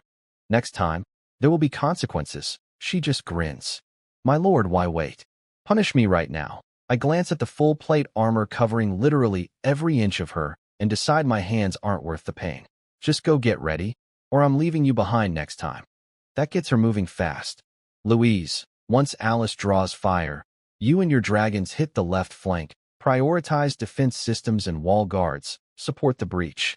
Understood, my lord. She leans her giant dragon head in for a kiss. I back away immediately. Louise, let's save that for when you're 40 and human-shaped. Please. I'd rather not get swallowed whole. She pulls back, visibly sulking, clearly frustrated about the wait. Channels that frustration straight into rage flying toward the left flank with her dragons. I genuinely feel bad for whatever's stationed on that side of the fortress. Nobody survives dragon rage unscathed. Lilith, right flank, same plan with your vampire dukes. As you command, my lord. She runs up, plants an unapologetic kiss before I can dodge, then heads off with her squad. That leaves just Iris's fire dragon mages and the unicorns up top with me. Everyone's in position. Attack. Fire dragon mages open with a barrage, the signal. Alice charges in with 2,500 blood knights, spreading wide to soak fire from the fortress turrets, mage towers, and cannons. Plenty of damage gets dodged thanks to their spread formation and speed, and what gets through isn't enough to drop anyone outright. Problem is, with no enemies outside the walls to actually hit, the knights can't trigger their lifesteal. So I send unicorns out to keep them topped off and cleanse the magical debuffs. I even assign 100 unicorns specifically as Alice's personal bodyguard squad. Heroes are simply too valuable to risk. Meanwhile, Louise's flank goes nuclear. Dragon Breath alone obliterates the entire left side defense network instantly, taking the garrison down with it. Health bars evaporate in waves of white light, each flash marking another dead monster, and the dragons don't let up for a second. Breath after breath, no mercy. Right side, Lilith's vampires run the same self-healing combo from before, bloodbats chewing through wall guards while her direct attacks shred the defense turrets. Front gate, my fire dragon mages are dismantling the entire defense grid. Turrets, mage towers, cannons, all crumbling under sustained fire. Defense structures have durability too, and once that's gone, they go offline until repaired post-battle. Down below, Alice is stuck on pure crowd control duty, visibly miserable about it. Ugh, drawing fire just means getting hit and doing nothing useful. When do we actually breach this thing? Flying overhead on a unicorn, I catch Alice's whining in real time. What are you waiting for? Defense systems are toast. Go. Breach it. She practically explodes with excitement. My lord, I was hoping you'd say that. Love you. Blows me a kiss midair, then rallies her knights and charges the gate full force. With the turrets already dead, the Blood Knights and Fire Dragon mages team up, and the front wall's durability craters fast. Breach achieved, knights pour through the gap. Meanwhile, Louise and Lilith are already deep inside, cleaning house from both flanks. Turns out flying troops never needed the walls down in the first place. They just went straight over the top once the turrets stopped being a problem. By the time I make it inside myself, more than half the garrison's already dead. Watching Alice's knights charge as a unit instead of just soaking fire is night and day. Cavalry only really shines en masse, and now they're proving it. Dragons doing their melee triple combo, vampire dukes raining death from above with unicorn support, keeping everyone topped off. Every single attack wave lights up the battlefield with dozens, sometimes hundreds of instant kill flashes simultaneously. With over 10,000 elite units between dragons, knights, and vampires, the remaining garrison doesn't last more than a couple rounds. Counterattacks barely register. Nothing here can break a dragon's defense, and anything that does scratch a knight or vampire gets healed back instantly. A few bosses put up slightly more resistance. Slightly. The dragon mob still finishes them off in record time. Cavemen get released for cleanup duty. My Archangel's heart cooldown also wraps up. Second angel recruited, and I immediately assign 2 angels to revive the Blood Knights who died drawing fire earlier. I head for the central hall. Taking a fortress isn't just about killing everything inside. You've got to formally claim it from the command room too. Same as any territory. System, fortress conquered. Claim or destroy. Destroying grants partial resources. Obviously claiming it. I didn't fight this hard just to demolish my prize for pocket change. System, fortress successfully claimed. Immediately followed by system, congratulations to player Tian Peng, first to capture a fortress. Reward, 100 million base resources, 100 acceleration cards, 50 resource relocation scrolls, 50 resource point upgrade scrolls, 2 mythic equipment chests. 3 full server-wide announcements blast out. The entire strategy map chat goes completely silent for a beat, and then absolutely explodes. Wait, what's a fortress? Can someone explain? Just logged in and already hearing legends about some guy named Tian Peng? How many troops do you even need to take a fortress? I've got like 10 tier 1 units. Can I try? Tian Peng sounds like a Chinese name. Must be a Chinese whale. All hail. Nah, Tian Peng's definitely Korean. Calling it now. Total chaos. Then, even louder than the chat spam, a server-wide megaphone announcement fires off, the kind that costs real gold to send. Whoever can connect me with Lord Tian Peng, I'll pay 10 million real-world cash. National representatives, conglomerates, family dynasties. Everyone starts spamming megaphone messages at me. Lord Tian Peng, might we request a friend connection? We'd love to discuss partnership or alliance terms.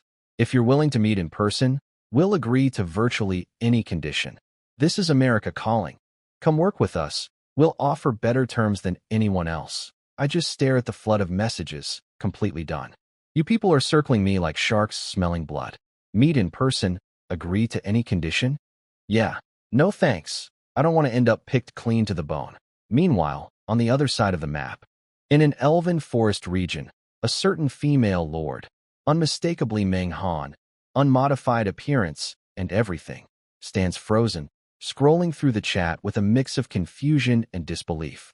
Who is this Tian Peng guy? How is he already taking fortresses this early? But if only it were Zhu Zhao. Wonder when that troublemaker's actually getting in here. She sighs, closes the chat panel. Unlike everyone else firing off public megaphone pleas trying to recruit me, she doesn't bother. She knows full well someone at that level doesn't just accept random friend requests from nobodies. Priority instead, build up her own territory, get strong on her own merit, so that someday, in real life, she and Zhu Zhao might actually have a real future together, free from her family's control over her marriage. This game isn't just a game to her either. It's her only real shot at rewriting her own fate. Sitting in my brand new fortress, I run through literally every sad thought I can think of trying to keep a straight face. Doesn't work. First blood rewards are just that good. 100 million each base resource. Converts to 400 million gold instantly.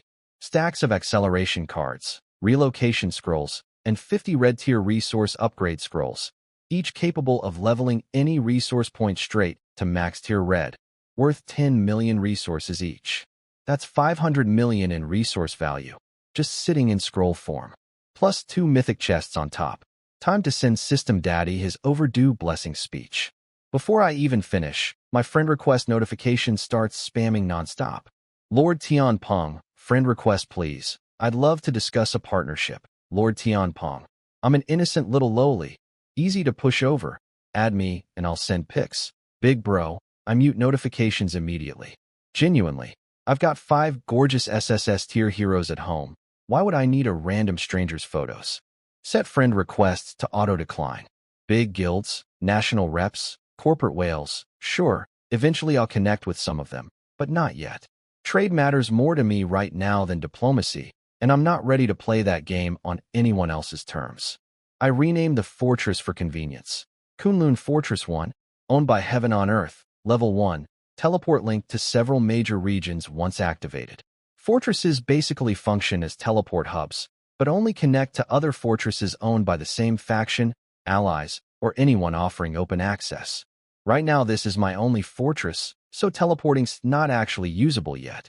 Plus fortresses need defending too. If monsters or NPCs retake it, I'd have to fight all over again, and I'm not even sure recapturing grants another first blood bonus.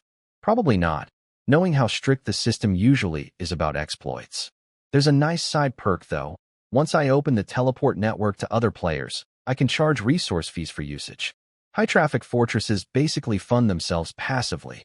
Not opening it yet though, that's a later game move. First priority, raid the fortress's own warehouse. More small money waiting for me. Loot collected, satisfying haul, plenty for another wave of elite troop training. Cavemen finish cleanup, and I decide to head home. Leave the fortress unmanned for now. Garrison comes after the next round of recruiting.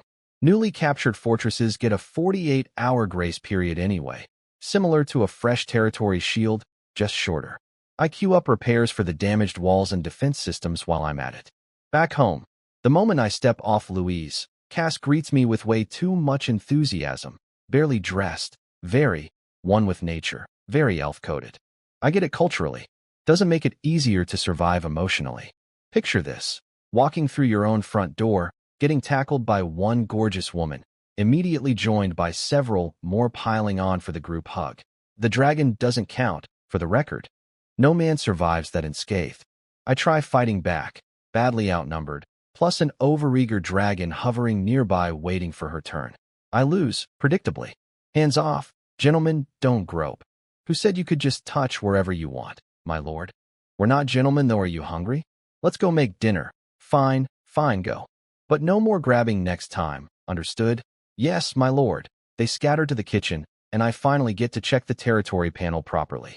First, level up. Then check stats. Territory level 8. Fortress now listed as a sub-territory. Gold sitting at 260 million.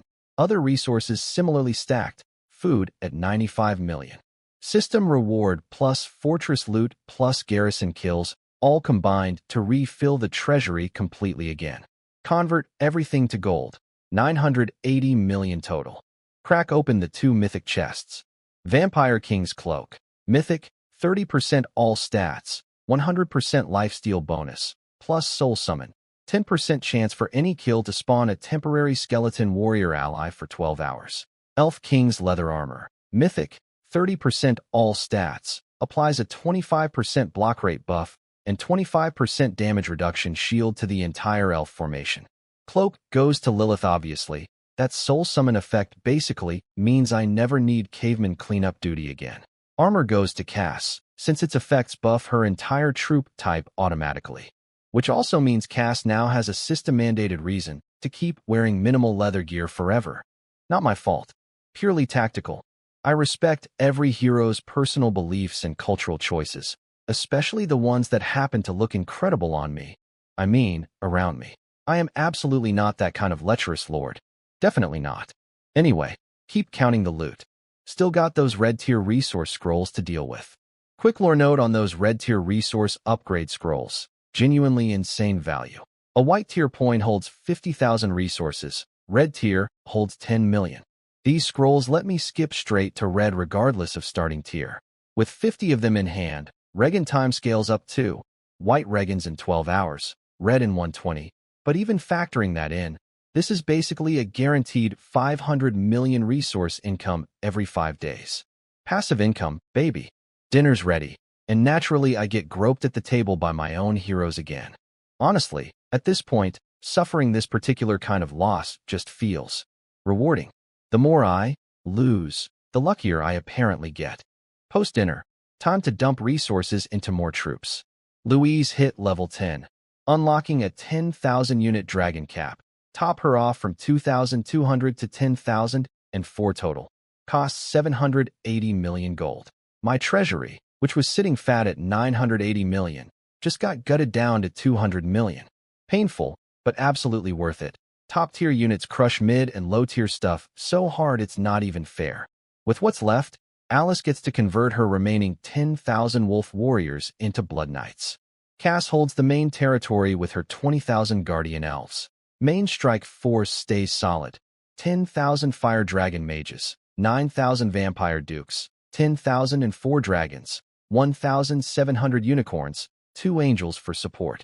Alice and her 12,500 blood knights get dispatched to garrison the fortress instead. Gold's empty again. Naturally. Hand off the mythic gear, scrolls, everything's distributed. Territory business handled, time for bed. Rough night before. Early morning today, need actual rest tonight. The moment I mention sleep though, every single woman and one dragon in the room lights up like Christmas. Iris claims she's afraid of the dark, insists on staying with me. Alice wants to sleep wherever Iris sleeps. Lilith offers a relaxing massage for stress relief. Cass, and this one's a stretch, claims elf ears glow at night and insists I need to personally verify this claim. And Louise, somehow the most shameless of all, offers to literally be my mattress. What kind of respectable lord uses his pet dragon as a bed? Transparent, all of you. Every single excuse, denied. I tell them, very firmly, that if they want anything from me, the answer is, work harder, grow the territory faster, and maybe, someday. That seems to satisfy them enough to disperse without further argument. Internal sigh of relief. If I'd said yes to literally any of those offers tonight, I would not have survived to see morning. Meanwhile, back in reality, China's capital, inside a heavily secured mansion, a golden coffin-shaped supreme pod opens. Out steps a tall, muscular man, athletic build, sharp features. Lizenzi, military rep, in real life. Cleans up, changes into fatigues, and reports to a study where an elderly man in traditional robes, clearly someone powerful, waits. The old man asks how the game's going. Lizenzi hesitates, then asks directly about Tian Peng. Can they identify who this player actually is? The elder shakes his head. Apparently, the system itself prevents any government or individual from tracing player identities. Military intelligence guesses it's a domestic player, but nothing concrete. The order, befriend Tian Peng in-game by any means possible, and if he's willing to align with their faction, under any terms that don't harm the nation or its people, accept. Turns out the game actually ran a closed beta a month before public launch, limited to 10 slots per country, monopolized by major factions within each nation, with some bigger countries straight-up stealing smaller nation slots. Looking at you, America. That beta got wiped entirely once it ended, meaning Lizenzi, Arthur, and the rest of these top players all had a full extra month of practice and pre-planned strategy from real-world government and corporate war rooms backing them. I had none of that, just 5 years of past life memory and a frankly unreasonable amount of luck. Which is exactly why my unplanned, chaotic progress is throwing every single one of their carefully laid plans into chaos, and why every major faction on the server is desperately trying to figure out who I actually am. Meanwhile, completely unaware of any of this international intrigue, I'm sleeping like a baby back home in heaven on earth. Morning hits, fully rested and recharged. Step out of the hall and immediately get tackled with 5 separate hugs. Breakfast eaten, time to plan today's mission, Fortress number 2. Once you've tasted that sweet first blood loot, there's no going back. Gotta chase the next reward. Realistically, I'm probably the only player with the firepower to take a fortress right now, but better safe than sorry. Today's calm doesn't guarantee tomorrow stays that way, and I'm flying solo with 0 allies, so no room for complacency. Strike while the iron's hot. Garrison plan. Cass and her guardian elves hold the main territory. Top priority. Can't risk the home base. Cavemen stay too. Full-time resource mining duty. Toss in 700 unicorns and 1 angel as backup just in case. Thanks to the Vampire King's cloak's loot spawning effect, I don't even need labor troops along for cleanup anymore on these raids. Final briefing for Cass on Fortress Defense Protocol. Troops stowed. Mount up and head out toward the sunrise. Inside Kunlun proper, 0 other player territories. Guessing everyone else is smart enough to avoid this death zone. Outside Kunlun, though, plenty of low-level player territories pop up. Level 1 to 2, still under shield protection. I can't help but scoff. No walls even. Embarrassing. Conveniently forgetting I was in that exact same boat just days ago. These newer lords are out grinding mobs, opening chests, fighting over resource points. Completely unaware, I already cleared most of this region weeks ago. Whatever scraps are left, they're basically licking the bowl clean at this point. The smarter ones spot Louise and the unicorn squad flying overhead and immediately go quiet, terrified of accidentally drawing dragonfire attention. Smart move. Honestly, their current army wouldn't survive a single breath attack. I don't bother with the small fry. Focus stays on reaching Fortress number 2. Conveniently, claiming Fortress 1 revealed nearby fortress coordinates automatically, saving serious scouting time. Open the chat channel during travel. Megaphone spams finally stopped. 100,000 gold per message adds up fast, and apparently even big factions know when to cut their losses on a dead-end investment. Regular chats still flooded with hopefuls trying their luck for free though. Can't blame them. Free is free. 36 hours of travel. Iris hunts and cooks along the way. I nap on Louise's back whenever exhausted. Her lifelong dream of being my personal mattress, finally fulfilled. The girls keep swapping unicorns whenever their mount gets tired. Louise, being top tier, recovers fast enough to just push through with minimal rest. Also, she's possessive about who rides her when she's free, so swapping wasn't really an option anyway. Archangel's heart cooldown cycles twice during the trip. 2 more angels recruited, total of 4. 1 earmarked for Cass back home. This is exactly why fortress networks matter so much. Once 2 fortresses link up, travel becomes instant instead of multi-day grinds like this one. Finally reached the edge of the Dark Valley at sunset, having departed at dawn.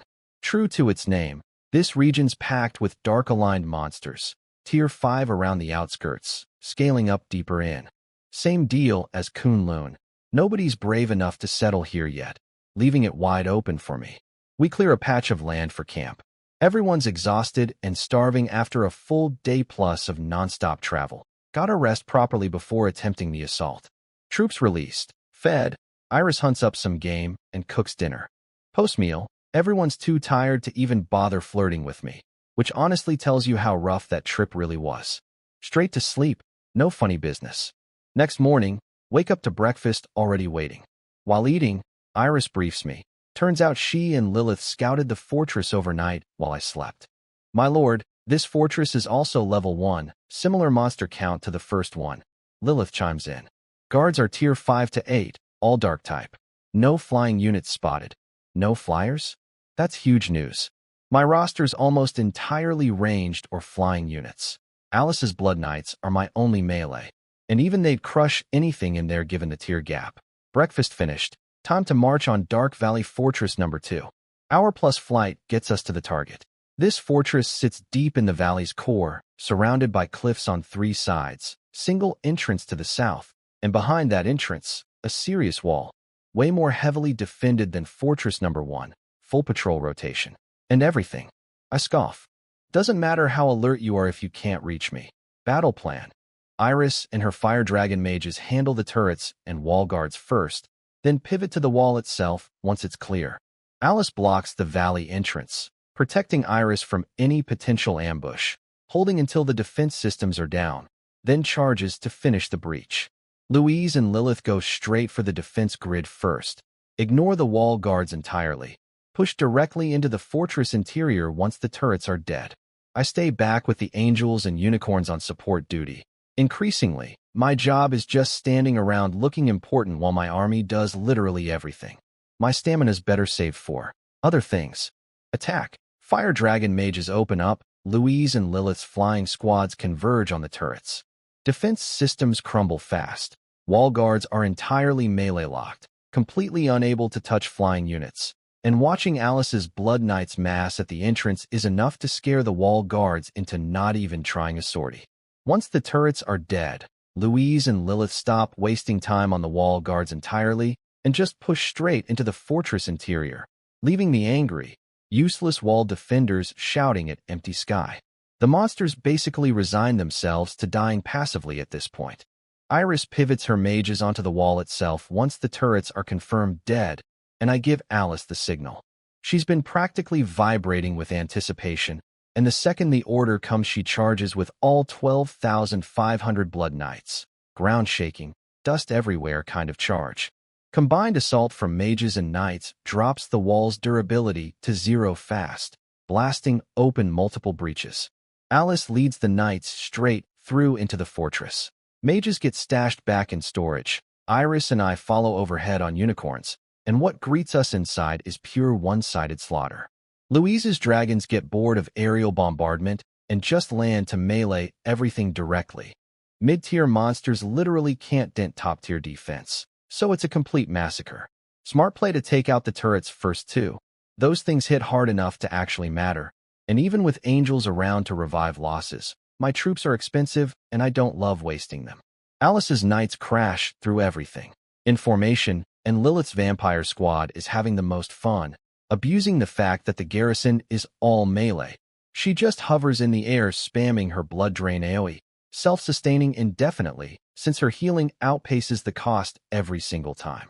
Bonus: her Vampire King's cloak keeps spawning free temporary skeleton allies off every kill. More bodies joining the fight for 0 extra cost. The last boss falls, fight's over, total victory. Skeleton labor handles battlefield cleanup, free, no caveman needed, while I head for the command hall. Claim the fortress. System: congratulations to player Tian Peng, second fortress capture. Reward: 80 million each base resource, 50 acceleration cards, 20 resource relocation scrolls, 20 red tier upgrade scrolls, 1 mythic equipment chest. 3 more server-wide announcements. This time the silence that follows isn't excited, it's pure disbelief. A second fortress already? Most players at this point have barely scraped together a couple hundred low-tier troops, if that.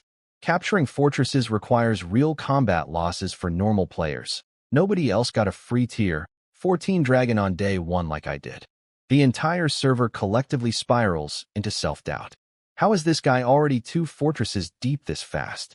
Did he take 0 losses both times? How is recruiting high-tier troops happening this quickly for him when everyone else is stuck grinding low-tier garbage? Somewhere out there, an entire server full of players is collectively wondering why this game is apparently this hard for everyone except one mysterious lord named Tian Peng. Chat goes absolutely feral after the announcement. People begging me to reveal myself, comparing themselves bitterly to my progress. Other players trying to calm them down and getting cursed out for it instead. Pure chaos, mixed envy and inspiration and despair. Arthur, somewhere in the Western continent, just punched a tree after hearing the news. Some sleazy Japanese guy threatens to find me, in real life, after losing a boss kill celebration to my announcement instead.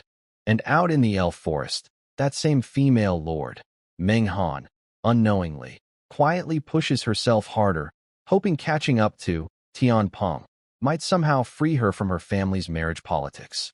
Big faction stops spamming the megaphone this time though. 100k gold a pop, 0 response last time, not worth repeating.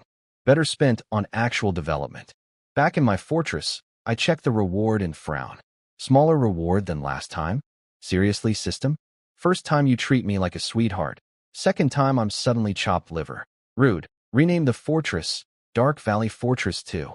Teleport network now links to Kunlun, plus a couple new regions, coastal and desert zones. My fast travel maps expanding nicely. Crack open the mythic chest reward, Flame God's Crown. Mythic, 30% all stats, Paired effects with Iris's existing Flame God Scepter. Obviously hers now. Plus 20 more red tier resource scrolls. Another 200 million guaranteed income stream stacking onto my existing setup. Since the new fortress has a 48-hour shield before teleport activates, no point sitting around waiting. Instead, gather everyone and push outward from the fortress to farm the surrounding untouched region. Completely virgin territory, no players have set foot here yet. Immediately run into Dark Knights. Tier 8, decent stats, completely irrelevant against my roster. Free experience, free loot, no reason to skip it. Quickly realize the monster density isn't enough to keep 4 squads busy simultaneously, so we split into 4 directions, each hero leading their own exclusive troop type. Iris takes the unicorns along since Fire Dragon mages are squishy despite the damage output. 3 angels get distributed 1 per team, just in case. Skeleton labor, free, 12-hour lifespan. Who cares? Splits evenly too. I head west with Louise and the full dragon squad. Everything we encounter gets steamrolled instantly. Total domination, 0 resistance. Hours pass in pure farming bliss. Dark Valley's still completely untouched by other players, meaning monster density, resource points, and chest spawns are all at maximum density. My personal haul alone, just from the western route, ends up massive. Meanwhile, elsewhere on the server, the major factions keep grinding hard, especially the beta test veterans, who've got real-world strategy teams backing their every move. On a Japanese island, a cluster of small, unimpressive-looking players, all linked to Japan's self-defense forces, are dumping every resource, item, and troop template they've gathered straight into Yumikawachi Ku's stockpile.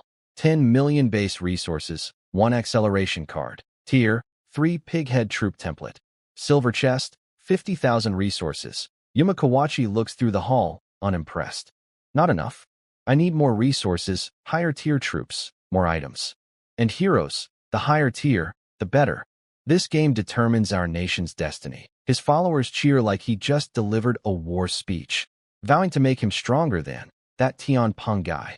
Turns out this is the standard playbook for most major faction reps. Coordinate spawn locations in advance, then have dozens of disposable, worker, players funnel every scrap of loot straight to one designated champion. Crowdsourced power leveling, basically. Enough grunt labor and the resource gains genuinely add up fast. Still, my lead isn't something pure manpower catches up to easily. High-tier troops, heroes, gear, special items. None of that comes from grinding alone, no matter how many bodies you throw at the problem. 1 head start compounds. And mine's bigger than just 1 step ahead. 2 solid days farming the western route with Louise and the full dragon squad. Total domination. Every monster swept aside, every chest claimed. Genuinely lost track of how dominant it got. Small oversight though, Lilith's free skeleton labor only lasts 12 hours. By the back half of the trip, with no labor units left, I just had the dragons handle resource gathering personally. Felt slightly absurd, but hey, nobody's complaining about extra grinding, and bonus, great excuse to level the troops up. Maxed out units versus level 1 units aren't just double the stats. For top-tier units especially, that translates to way more than double the actual combat power. Small numbers scaled up become devastating in ways that aren't intuitive until you see it firsthand.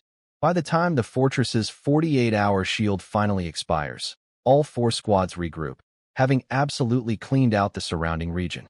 The teleport circle activates in the fortress's central hall, glowing white hexagram, slowly rotating. Looking at it gives me an instinctive flinch. Please tell me the system didn't design this transition with the same trash flash effect. I don't teleport home immediately though. First stop, the command panel, to configure transit settings, specifically, transit fees. Since I'm opening this fortress to public use, unlike the first one, which stays private and close to home, might as well charge a little something. Purely as a public service. Obviously, imagine the travel time other players would save using my network instead of marching for days like I did getting here. Set the fee to the system's maximum allowed, 30 gold per unit transported. Genuinely wish I could charge more, but apparently the system caps it. Annoying.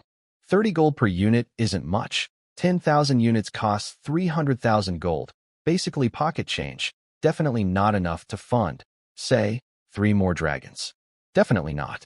I also lock out player access to Kunlun Fortress 1 specifically. Too close to home base. Not ready for outside traffic there yet. Settings done. Gather everyone for assignments. Alice, you're staying here. Run this fortress. Leveling, resource gathering, chest hunting, the works. I'll leave you 12,500 Blood Knights, 1,000 Unicorns, and enough Vampire Dukes to round out 10,000 total support troops. She freezes, genuinely shocked. Then the pout starts, eyes welling up. Does my lord not love me anymore? Leaving me behind. I sigh, walk over, ruffle her hair. Of course I love you. You're my favorite. Beat. Honestly, this job's too important. Only you could handle something this critical. Nobody else could pull it off. I shoot a look at the others, who immediately catch on and pile an agreement, then drag Alice off for some whispered girl talk I'm conveniently not allowed to overhear. Apparently being a respectable, trustworthy lord doesn't earn me any exemption from the secrecy either. Rude. Eventually Alice comes back, mood fully recovered. Fine, since my lord trusts me with something this important, I accept. But you owe me a favor in return, a small one. What kind of favor? She hugs my arm, all sweetness. Haven't decided yet. I'll tell you later. Just promise, okay? Please. Worn down completely, I agree. She beams. Visit me often, okay? I'll let you know my condition once I think of it. I spend another 20 million gold rounding Lilith's vampire contribution up to the full 10,000 for Alice's. Garrison, stash everyone else into storage, and we step through the teleport circle under Alice's slightly wistful gaze. Brief disorientation later, and we're at Kunlun Fortress 1. Of course it's still trash. Slightly less trash than before though, weirdly. Maybe System Daddy's developing a conscience. We head up to the walls, and credit where it's due. Cass apparently took the defense assignment seriously, stationing 10,000 Guardian Elves here on her own initiative. Smart. Wait, that means home territory might be running thin on defenders. Heading straight home, I arrive just in time to catch a small siege already underway. Low threat level though, barely worth getting involved. Obsidian walls, 8 million durability. Nothing low tier is cracking that anytime soon. Even unattended, the wall would outlast their entire attack with negligible wear. Only real threat would be flying enemies, and even then, turrets and Guardian Elves handle that fine. I never bothered building most of the extra defense tower blueprints either. Early game, Edge of Kunlun positioning means monster tiers stay manageable, and frankly that resource is better spent training more Guardian Elves anyway. Same cost, way more value, plus they're objectively easier on the eyes than a turret. But watching the Guardian Elves actively defending the wall, something's off. The numbers don't add up. I only ever trained 20,000 total. 10,000 went to Fortress 1. That should leave 10,000 max back home. But there's clearly way more than 10,000 stationed on this wall alone. Wait. Ignore the siege entirely, head straight home. Cass is already waiting, full enthusiasm mode activated. My lord, I missed you so much. Yeah, I'm definitely feeling that. Back at the hall, debrief time. Apparently the gap explains itself fast.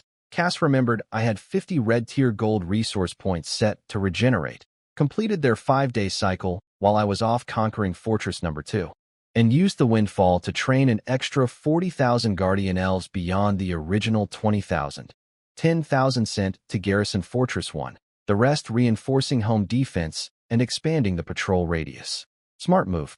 Genuinely didn't even remember setting that up myself. I hand over the new rewards, relocation scrolls, more red tier upgrade scrolls, and let Cass manage distribution. Tally everything up. Territory funds plus fortress loot plus 2 days of Dark Valley farming converts to a combined 1.73 billion gold. Time to spend it. Cass's Guardian Elves are sorted. 60,000 total covers everything for now. Alice gets a motivational gift back at Fortress 2, 60,000 more Wolf Warriors, with instructions to convert them herself into Blood Knights at her leisure. Iris gets bumped to 60,000 Fire Dragon Mages total, using remaining Dragon Bloodstone and Flame Devil Hearts. 500 million gold well spent, especially since her passive scales with her own growing damage output. Lilith's Vampire lineup gets the real splurge, 60,000 Vampire Dukes. Full 1.2 billion gold dump. Tier 11's still the efficient sweet spot. No reason to jump to Prince tier yet. Treasury. completely empty again. Louise is closing in on level 22, which unlocks a 100,000 unit dragon cap. Filling that gap would cost roughly 9 billion gold. Just staggering numbers at this point. Current full army roster, 10,004 black dragons, tier 14, 7 angels, 60,000 vampire dukes, 50,000 guardian elves, 60,000 fire dragon mages, 700 unicorns, 60,000 wolf warriors, 10,000 cavemen, plus 10,000 guardian elves at Fortress 1 and Alice's garrison at Fortress 2, 12,500 blood knights, 10,000 vampire dukes, 1,000 unicorns. I admire the absolute army I've built. Right up until I glance at the resource panel and see 4 glorious zeros staring back, with a 9 billion gold dragon upgrade still looming. I'm broke. I am so broke. Why is gold never, ever enough?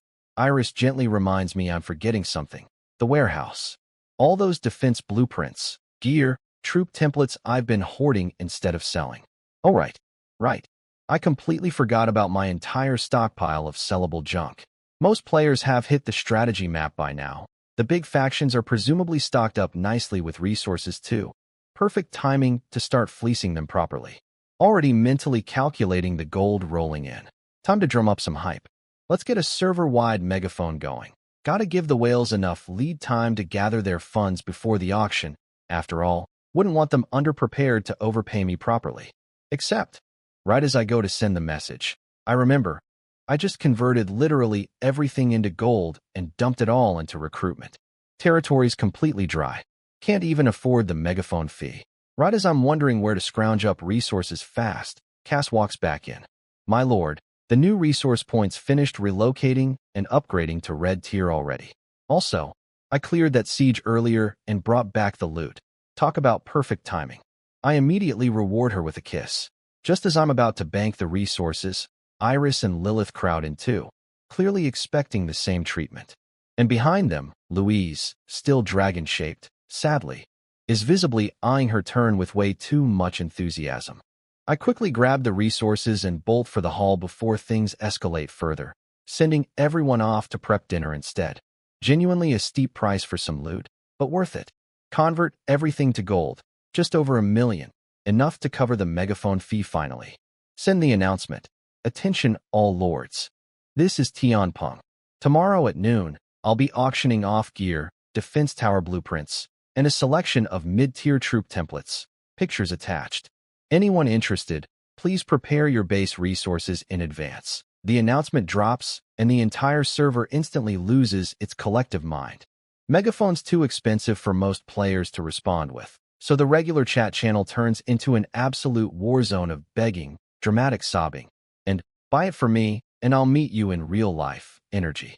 Yuma Kawachi, on his sleazy little island, sees the mid-tier troop templates on display and starts sweating with greed, immediately ordering every single one of his followers to hand over their entire stockpile so he can dominate the auction. Arthur, somewhere on the western continent, is grinding his teeth wondering how on earth I keep producing this stuff so fast.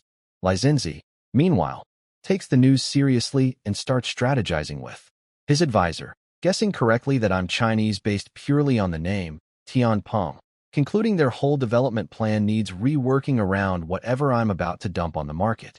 Tier 7 troop templates would be a massive power jump for literally every faction currently capped around Tier 4. Every major power player across the server scrambles to prep funds overnight. Me? I'm busy enjoying an extremely pampered dinner, hand-fed bites of everything, zero effort required on my part. Post-dinner, I send everyone off to actually rest for once. Been a brutal few days. Everyone deserves real recovery time. Quick switch to my secret identity. Bajie, send Minghan a message asking her to log off, something to discuss. Then I log out myself. Some things are easier to handle in real life. Pod opens, I step out, run into Minghan doing the same thing. We clean up together, grab a late dinner, and once we're both recovered enough to function, she finally asks, "Why'd it take you so long to add me as a friend? How's your development going? Is something wrong? Or did you just want to shower together?" I laugh. Pick one question at a time. She grins. Fine, one at a time. I genuinely want to know how you're doing, but I'm almost scared to ask, in case. In case what? Worried about bruising my ego? Honestly, past life me probably would have been touchy about that. This life? Thicker skin, way more confidence, especially with my actual progress backing it up. Tian Peng's identity stays a secret, but Ba Jie can say whatever he wants. Tian Peng's business isn't Ba Jie's responsibility, technically speaking. I only just got into the strategy map myself, actually. Bit of bad luck, though. Lost most of my troops trying to take a resource point, and right as my protection shield ran out, monsters broke through and wiped my territory. She immediately worries. As long as you're okay. Since your territory's gone, just come join mine. What's mine is yours. Genuinely touched by that. Part of me wants to just tell her the truth right now, but the timing's still wrong. So Lai continues. Lying is bad, I know. Don't worry about it. Funny story, actually. Right after my territory fell, I got rescued by this legendary hero who descended on a rainbow cloud, dressed head to toe in golden armor. He brought me back to his place. I'm basically his spokesperson now. She bursts out laughing. Huh, you think you're me? My ID's literally Purple Cloud Fairy. Was your hero perhaps named Sun Wukong? Wasn't that annoying monkey? It was Marshal Tian Peng. She's still not putting it together, assuming I'm just riffing on the journey to the West reference since my ID's Ba Jie. Basically Tian Peng's reincarnation in the actual myth. Huh, okay, Marshal Tian Peng, very funny. Come on, just join my territory already. I sigh. I mean the player, whose ID is literally Tian Peng. Her laughter cuts off instantly. Wait, which Tian Peng? The one who's had 2 world announcements for capturing fortresses? The one doing the auction tomorrow? Desperately wanting to just say, yes, it's me, but I can't. So instead, yep, that handsome, brilliant Tian Peng. That's the guy I work for now. She practically tackle jumps onto me with excitement. Oh great. So this is universal female behavior apparently, not just my heroes. Once she calms down, confusion sets in. Why would someone like that even bother with you? Excuse me. It's not bother with me. It's mutual respect between like-minded individuals. She gives me a look. Don't give me that face. It's not romantic. It's not weird. He just thought our usernames matching was fate or something. Practically insisted we're long-lost brothers. Not much I could do about that. I run through the cover story I'd prepped in advance. Mention I already set aside 2 tier 8 troop templates just for her specifically. She drags me back to the bedroom with significantly more enthusiasm than usual, and let's just say the rest of the night doesn't involve much sleeping. Wake up next morning, body wrecked. Meng Han, glowing and refreshed, finishes breakfast and logs straight back in like nothing happened. I'm left limping around like a zombie, internally seething. If this is the reward, once or twice is fine. Repeated nightly, it's basically a punishment at this point. After downing the recovery soup, Meng Han apparently ordered the chef to prep specifically for me. Rude, but accurate. I head back into the pod. Back in game, greeted enthusiastically as always. Then breakfast number 2. Yes, the game tracks hunger too, unfortunately. Everyone asks what today's plan is. I don't personally want to move much today. Last night took it out of me. Even though it's only my consciousness inside the game, the exhaustion somehow still transfers over. Plus, big auction at noon, gotta save energy. This is exactly what heroes are for, beyond the obvious.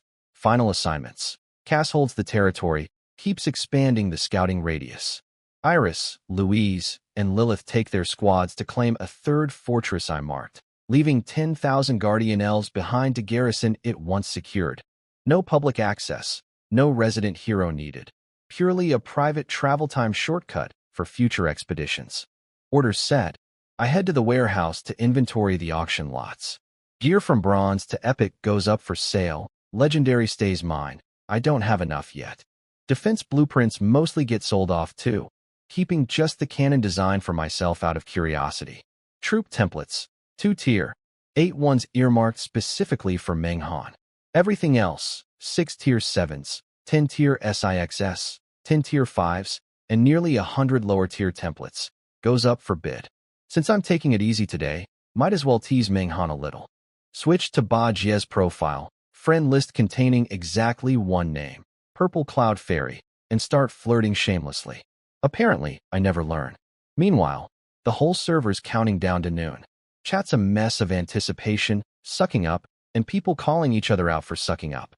Yamakawachi and his crew are sleep-deprived and furious, having spent the entire night trading resources with every minion they've got, desperate to secure Tier 7 troop templates for some boss fight they're planning. Noon approaches. I fire off one final megaphone message. Ladies and gentlemen, the auction begins in 10 minutes. Have your resources ready. Instant explosion of activity across the server. Even the big faction reps quietly relax. Waiting's always the hardest part. Hunting season begins. I open the trading panel in the Lord's Hall, set up my auction shop, standard system feature. Lets any lord buy or sell goods, with proper time bidding and regional targeting built in. For the record, yes, I'm selling to international buyers too, not just domestic players. Reasoning. 1. This stuff isn't even that impressive by my standards. I'll have better soon. 2. I desperately need gold. Louise is hitting level 20 any day now, and filling her dragon cap gap costs a brutal 9 billion gold. 3. I just feel like it, and that's reason enough. Not like a handful of items meaningfully shifts national power balances anyway. And who says every domestic faction is automatically more trustworthy than a foreign one? Anyway, tangent over. I list everything except the mid-tier troop templates with a 5-minute bid window. Quick turnover for the general population. The tier 5 to 7 troop templates get a full 30-minute window instead, giving the big factions room to actually fight over them properly. Noon hits. Auction goes live instantly, and within seconds the listing floods with bids from what feels like a billion different player IDs, numbers climbing non-stop. 5 minutes later, everything except the mid-tier templates is completely sold out. Final prices genuinely surprise me, way higher than I expected. Strength in numbers, I guess. Even modest items become valuable when an entire server's hungry for an edge. Now for the main event. The mid-tier troop templates are still climbing. This is going to be good.